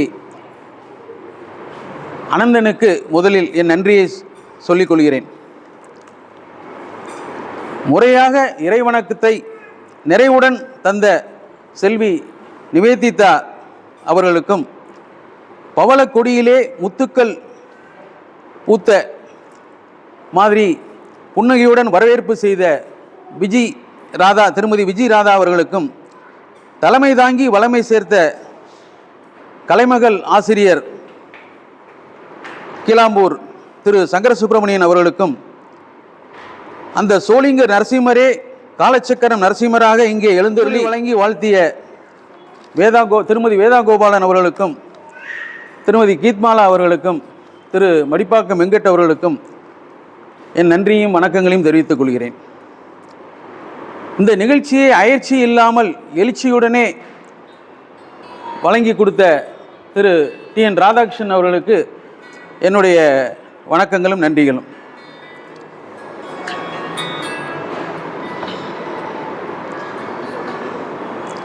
என்னுடைய எழுத்துக்களை அச்சுக்களில் கோர்த்து அழகுடனே வார்த்து கொடுத்த ஜெயா பதிப்பகத்தின் உரிமையாளர் திரு மகாதேவன் அவர்களுக்கும் வணக்கங்களை தெரிவித்துக் கொள்கிறேன். மேலும் தினசரி வாசகர்களால் உச்சரிக்கப்படுகின்ற இந்த மேலான சான்றோர்களுக்கு நான் ஒன்றும் பெரிய முகவரி தர வேண்டும் என்ற அவசியம் இல்லை என்றும் சொல்லிக்கொள்கிறேன். மேலும் இங்கே என்னுடைய அழைப்புதலை ஏற்று இந்த விழாவுக்கு வருகையிலிருந்து வாழ்த்தி கொண்டிருக்கும் என் நண்பர்கள் மற்றும் உறவினர்களுக்கு என் வணக்கங்களையும் நன்றிகளையும் தெரிவித்துக் கொள்கிறேன். அடுத்ததாக என் ஏற்புரையில் 2 பாகங்களாக நான் பிரித்துக் கொள்கிறேன். ஒன்று, ஏன் இந்த நூல் அப்படிங்கிறதுக்கு விளக்கம், இன்னொன்று எதற்காக இந்த நூல் அப்படிங்கிறதுக்கு விளக்கம். ஏன் அப்படின்னு சொல்லி பார்க்கும்போது அனைத்து மதங்களுமே என்ன சொல்கிறாங்க அப்படின்னா, இந்த உடலில் உயிரென்னும் ஆத்மா இருக்கும்போதே அதுக்கு ஆன்மீகத்துக்கு திருப்பணி செய்து நீ புண்ணியத்தை தேடிக்கொள், அதுவும் இளம் வயதிலேயே தேடிக்கொள் அப்படின்ட்டு தான் சொல்கிறாங்க. அப்போது அந்த இளம் வயதிலேயே என்ன செய்யணும் அப்படின்னு நமக்கு வழிகாட்டின நம்மளுடைய ஆழ்வார்கள் பார்த்தோம்னா அவங்க என்ன சொல்கிறாங்க அப்படின்னா, 7 நிலத்தில் இடுவதன் முன்னே வந்து எங்கள் குழாம்பு வந்து கூடும் மனமுடையீர்கள், வரம்பு ஒளி ஒல்லை வந்து கூடுமீனோ, நாடும் நகரமும் நன்கு அறிய நமோ நாராயணா என்று பாடும் மனமுடைய பக்தருளிர் வந்து பல்லாண்டு கூறுமினே அப்படின்ட்டு பெரியாழ்வார் சொல்கிறார். அடுத்து நம்மாழ்வார் என்ன சொல்கிறார் அப்படின்ட்டு பார்த்தோன்னா, கிளறுளி இளமை கெடுவதன் முன்னம் வளருளி மாயோன் மருவிய கோவில் வளர் எழில் பூம்பொழில் மாலிருஞ்சோலை தளரிலாயில் சார்வது சதிரே அப்படின்ட்டு அவர் சொல்கிறார். அப்புறம் நம்மளுடைய ஃபேவரட் திருமங்கையாழ்வார் என்ன சொல்கிறார் அப்படின்னா, முதுகு பற்றி கைத்தளத்தால் முன்னொரு கால் ஊன்றி விதிர் விதிர்த்து கண் சுழன்று மேல்களை உண்டு இருமி இது என் அப்பர் மூத்தப்பர் என்று இளையோர் ஏசாமுன் மது உண்டு பண்கள் பாடும் வதறி வணங்குதுவே அப்படின்ட்டு திருமங்கையாழ்வார் சொல்கிறார். அப்போ இந்த 3 எல்லாரும் சொல்கிறது என்ன சொல்கிறாங்கன்னா, இளமை பருவத்திலே நீ வந்து ஆன்மீகத்தில் ஈடுபட்டு நாராயணனுடைய புகழை பாடி இந்த உயிரென்னும் ஆத்மாவிற்கு நீ புண்ணியத்தை சேர்த்துக்கோ அப்படின்ட்டு சொல்கிறாங்க. ஸோ இது ஒரு காரணம். 2வது, தொண்டடிப்படியாளர் என்ன சொல்கிறார், ஊரிலேன் காணி இல்லை உறவு மட்டும் ஒருவர் இல்லை பாரிலின் பாதம் மூலம் பற்றிலேன் பரமமூர்த்தின்னு சொல்லி ரொம்ப வருத்தப்படுறார். ஆனால் அடியேன் இந்த நூலின ஆசிரியராக வந்து பிறந்த ஊர் வந்து தெந்திருப்பேரை, அது திவ்ய தேசத்தில் 1. அப்புறம் அதில் எனக்கு காணி நிலம் இருக்குது, அப்புறம் அதில் உறவுகள் இருக்காங்க, பற்றி கொள்ள பெருமாளின் பாதங்கள் நெடுங்குலைக்காரின் பாதங்கள் இருக்குது. ஸோ இது 2வது காரணம். 3வது காரணத்தை பார்த்தீங்கன்னா, பெரியாழ்வார் சொல்கிற மாதிரி எந்தை தந்தை தந்தை தந்தை மூத்தப்பன் 7 படி கால் தொடங்கி வந்து வழி வழி ஆட்சிகின்றோம் அப்படின்னு சொல்லி அவர் சொல்கிறார். அந்த அடிப்படையில் நாங்கள் வந்து திருப்பணி செய்வார் வம்சத்தை சேர்ந்தவங்க, வம்சமாக அந்த வம்சத்துலேருந்து வந்தவன். இன்றைக்கி கால சூழ்நிலை நம்ம கோயில் பக்கத்தில் கோயில் அருகில் இருந்து அந்த பெருமாளுக்கு பூமாலை சாத்தி அவரை குளிர்விக்க முடியலாட்டாலும் தள்ளி இருந்து பாமாலை ஏற்றி அவரை குளிர்விக்கலாம் அப்படிங்கிற அந்த அடிப்படை காரணம் தான் இந்த புத்தகம் வந்து வெளியிட்டதுக்கு காரணம். அடுத்தது, எதற்கு இந்த புத்தகம் அப்படின்னு சொல்லி பார்த்தீங்கன்னா, பொதுவாக நம்ம வைஷ்ணவ சம்பிரதாயத்தில் திருமால் வந்து 5 நிலைகளில் இருக்கிறதா சொல்லுவாங்க. பரம், வியூகம், விபவம், அந்தரியாமியம், அர்ச்சை அப்படின்னு 5 நிலைகளில் இருக்கிறதா சொல்லுவாங்க. அப்போது இதில் வந்து இந்த பரம் வியூகத்தை வந்து அப்புறம் தான் பார்க்க முடியும். விபவம் வந்து அவதார புருஷர்களை சொல்கிறது. அந்தரியாமியம்ங்கிறது நம்ம மனமே கோயில், மனசிலே பெருமாள் இருக்கார், குடிகொண்டு இருக்கார் அப்படிங்கிறது சொல்கிறாங்க. அதுக்கு தான் உளன்கண்டாய் நல்லெஞ்சே உத்தமன் என்றும் உளன்கண்டாய் உள்ளுவார் உள்ளத்து உளன்கண்டாய் வெள்ளத்தில் உள்ளவனும் வேங்கடத்து மேயானும் உள்ளத்தின் உள்ளான் என்று ஓர் அப்படின்ட்டு ஆழ்வார் சொல்லியிருக்கார். அதனால் அந்த உள்ளத்திலே அரங்கனும் இருக்கார், வேங்கடத்தில் இருக்க பெருமாளும் இருக்கார். அதனால் உள்ளமே கோயில் அப்படின்னு சொல்லி அவங்க சொல்கிறாங்க. அது அந்தரியாமியம் அப்படின்னு. அப்புறம் அர்ச்சை அப்படிங்கிற நிலை தான் கோயிலில் நம்ம பார்க்கக்கூடிய பெருமாள். அந்த அர்ச்சைங்கிற பெருமாளை தான் பாமரனும் அவரை போய் பற்றணும் அப்படின்னா அந்த அர்ச்சை நிலையில் தான் பண்ண முடியும். அப்போ இந்த பாமரன், ஒரு நிமிஷம்,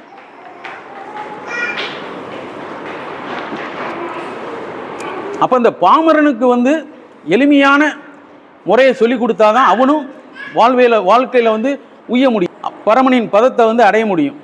அப்படி இருக்கும்போது அதுக்காக தான் நம்மளுடைய பெரியார்கள்லாம் ஆழ்வார்கள்லாம் என்ன செஞ்சாங்க அப்படின்னா, வேதம்ங்கிறது பெரிய சான்றோர்களால் தான் படிக்க முடியும், பெரிய அதுக்கு ஞானம் வேணும்.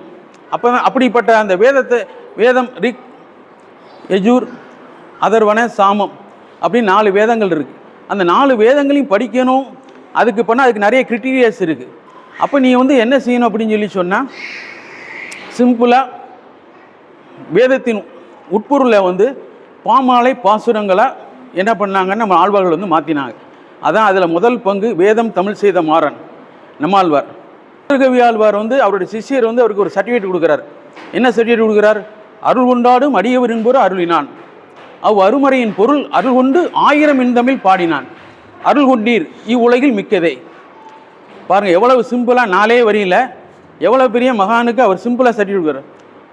அருமறையின் பொருள் வேதத்தோடைய உட்பொருளை 1000 இன்தமிழில் பாடியிருக்கார் அப்படின்னு சொல்லி, அது யாருக்காக பாடியிருக்கார்?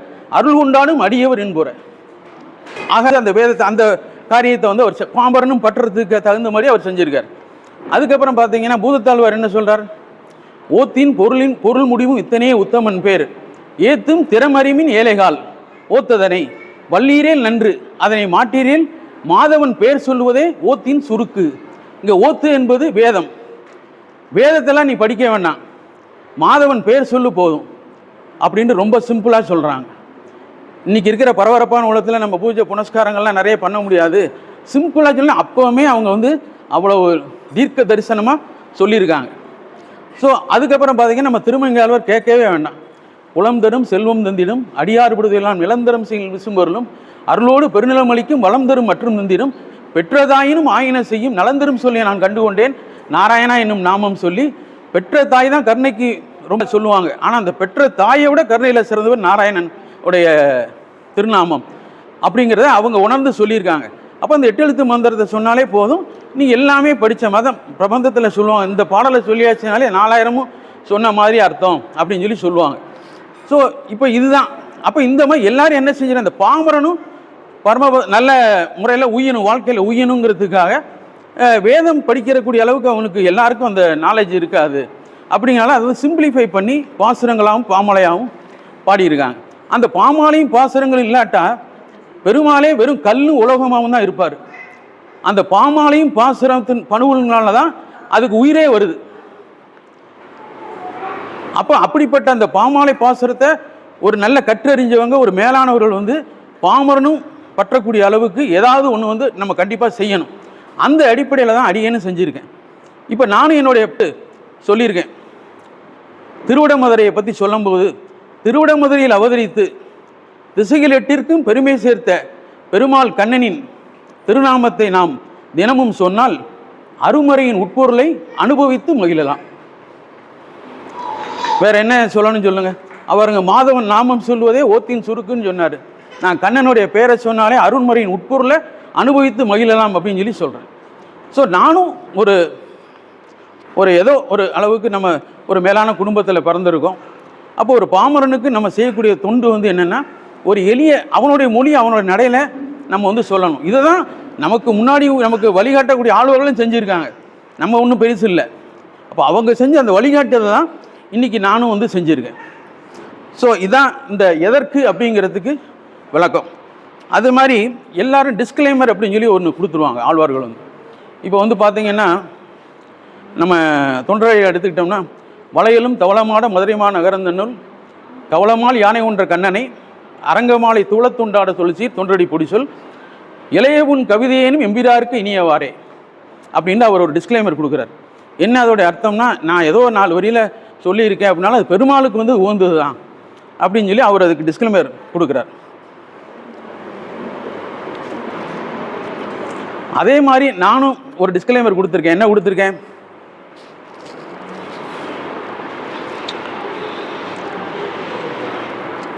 தலைக்கணம் தவிர்த்து தன்னம்பிக்கையுடன் அடியேன் கலைவண்ணத்துடன் புனைந்த கவிமாலை 108ம் இலக்கணம் ஏதும் இல்லாமல் இருந்தாலும் மலைவண்ணனுக்கு நிச்சயம் மகிழ்வை தருமே. இதான் என்னுடைய டிஸ்க்ளைமர்.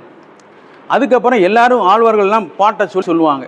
இப்போ உதாரணத்துக்கு உங்களுக்கு தெரிஞ்ச மாதிரி சொல்லலாம், மதுரகவி ஆழ்வார் அன்பன் தன்னை அடைந்தவனுக்கெல்லாம் அன்பன் தென்குருவூர் அரம்பிக்கு அன்பனாய் மதுரகவி சொன்ன சொல் நம்புவார்பதி வைகுந்தம் காண்பினே அப்படின்னு ஸ்ட்ராங்காக சொல்கிறார். இந்த 10 பாலில் படித்தா வைகுந்தம் உனக்கு கண்டிப்பாக உண்டு அப்படின்னு அவர் சொல்கிறார். அதே மாதிரி அடியேன்னு என்ன சொல்லியிருக்கேன், இந்த அண்டம் காக்கும் அனந்தனின் ஸ்தலங்களை கண்டு சேவித்து களிப்புற இயலாதவர்கள் பண்புடனே இக்கவிமாலையை பண்ணிசைத்து பாடி வர என்ன கிடைக்கும், உண்மை மறைந்து புண்ணியம் சேருமே.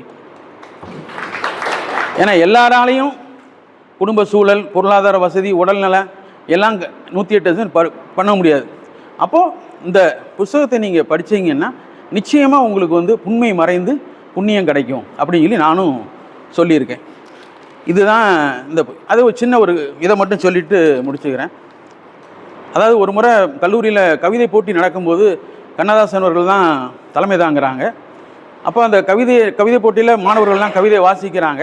அப்போ அங்கே இருக்கிறவங்க யாருமே உற்சாகம் கொடுக்கல, கைதட்டலை, பாராட்டலை, ஒன்றுமே செய்யலை. அப்புறம் கவிஞர் வந்து ஒரு கவிதையை படிக்கிறாரு. ஏகப்பட்ட கைதட்டு, ஏகப்பட்ட பாராட்டுதல். அப்போது அவர் சொல்கிறதெல்லாம் அந்த அடங்கினோன்னு சொல்கிறார், இந்த கவிதை எழுதி நான் இல்லை, இதுக்கு முன்னாடி எழுதினான் சொன்னான்ல அவன் தான் இந்த கவிதையை வந்து எழுதினான். அப்போ நீங்கள் அவனுக்கு வந்து பாராட்டு கொடுக்கல, எது கொடுக்கல. அப்போ வந்து நீங்கள் வந்து யார் எழுதினாங்கிறத பார்க்குறீங்களே ஒழிய அதில் இருக்கிற கருவை பார்க்கல நீங்கள் வந்து அப்படின்னு சொல்லி அவர் வந்து சொல்கிறார். அதனால் இது எழுதினது வந்து இந்த அவங்க சொன்னபடி மீசை வச்சுருக்கேன், ஸ்டைலாக இருக்கேன் அப்படிலாம் நினைக்க வேண்டாம். நிச்சயமாக அதில் கருத்து இருக்குது.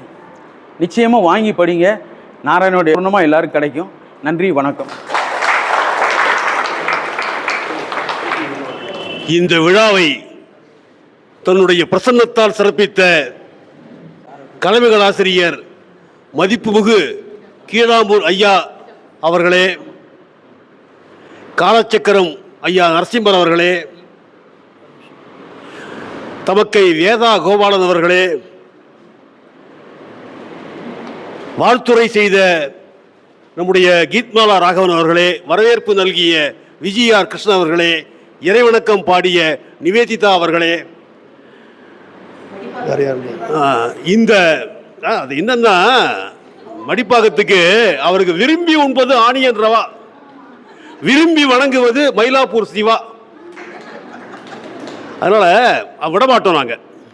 இந்த விழாவை ஒவ்வொரு பூவாக எடுத்து எடுத்து எடுத்து தொடுத்து கொடுத்த மடிப்பாக்கம் வெங்கட் அவர்களே, அனைவருக்கும் நன்றி பாராட்டுகிறோம். முதல்ல நிகழ்ச்சி அது எல்லாம் ஓகே சொல்லிட்டேன். மெயினாக நன்றின்னு சொல்கிறது வந்து, அதாவது முன்னாடியெல்லாம் சொல்லுவாங்க கல்யாணத்தை பண்ணிப்பார், வீட்டை கட்டிப்பார் அப்படின்னு சொல்லி சொல்லுவாங்க. ஏன்னா அவ்வளோ சிரமம் அந்த காலத்தில் இருக்கும். ஆனால் இன்றைக்கி வந்து அது ரொம்ப ஈஸியாக போச்சு. அதே மாதிரி நான் ஒரு ஓரத்தில் ஆற்றுல உட்காந்து, ஒரு சோஃபாவில் ஒரு ஓரத்தில் உட்காந்து இந்த 108 பாடலையும் எழுதிட்டேன். ஆனால் அதை அச்சில் கோத்து அதை இன்றைக்கி இந்த புத்தகத்தை வந்து உங்கள் கையெல்லாம் வெளியீடு செஞ்ச மடிப்பாங்க வெங்கட் அவர்களுக்கு வந்து மிகுந்த நன்றியை தெரிவிச்சு. அதில் புக்கு ரிலீஸை வந்து ரொம்ப எளிமையாக்கினவர் வந்து மடிப்பாக்கம் வெங்கட் அவர்கள். அதே மாதிரி இந்த ஆபத் பாந்தவன் அநாத ரட்சகன் அப்படின்னு சொல்லி சொல்லுவாங்க நம்ம பெருமாளை வந்து. அதே மாதிரி திரு ஜிஆர்எஸ் அவர்களை வந்து நான் இங்கே கண்டிப்பாக குறிப்பிட்டே ஆகணும். ஏன்னா அவர் வந்து நான் வந்து இந்த மாதிரி இப்படி சென்னையில் தான் பண்ணணும் அப்படின்னு சொல்லி சொன்ன உடனே அவர்கிட்ட கேட்டு பாருங்கள். அவரை எனக்கு இதுக்கு முன்னாடி தெரியாது, இவரை மடிப்பாங்கட்டியா தெரியும், அவரை தெரியவே செய்யாது. ஆமாம்.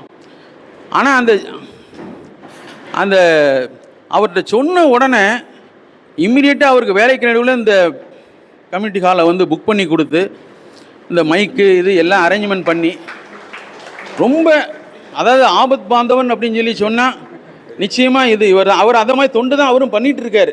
முதியோர் இல்லம்னு நடத்திட்டு இருக்காரு. அது பெரிய சேவை அது வந்து. அதனால் அவருக்கு வந்து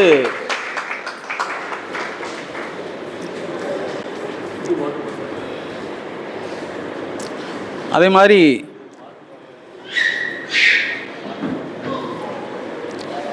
இந்த நம்மளுடைய குறுகிய பாதையாக இருந்தாலும் நிறைய செய்திகளை உள்வாங்கும் பெருங்கடல் தான் காது. 5 புலன்களில் ஒன்று. அந்த 5 புலன்கள் ஒன்றான காது வந்து இருந்தால் தான் நம்ம சம நிலையில் இருக்க முடியும், பேச்சு திறனும் வளரும். அப்படிப்பட்ட காதை வந்து ஏன் இவ்வளவே நம்ம யாருக்காவது நமக்கு ஏதாவது ஒன்று அதுக்கு நம்ம நந்தியோட காதுகளில் தான் சொல்லுவோம், அதை நிறைவேற்றி கொடுக்கணும்.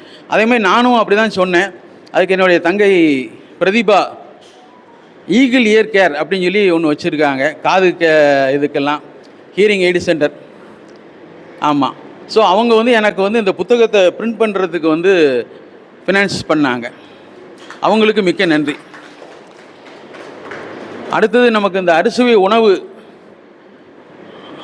உணவுக்கு வந்து நமக்கு வந்து அன்பளிப்பு தந்து உதவிய என்னோட சித்தி திருமதி நாச்சியார் சௌமுத்திரி அவர்களுக்கும் ராகமாளிகா திரு நவநீதன் அவர்களுக்கும் நன்றியை தெரிவித்துக் கொள்கிறேன். அப்புறம் அறுசுவை உணவை மிக அற்புதமாக தயாரித்து சங்கர் கேட்டர் அவர்களுக்கும் மிகுந்த நன்றி. தேங்க்யூ.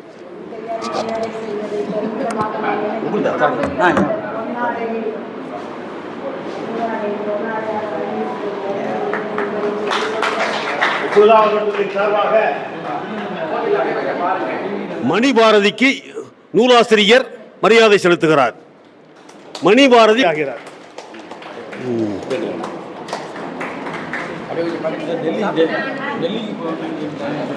விருந்து ஏற்பாடு செய்த அன்பு சகோதரி நாச்சியார் சௌமித்திரி அவர்களை மேடைக்கு அழைக்கிறேன். கீத்மாலா ராகவன் பரிசு பொருள் அளிப்பார்.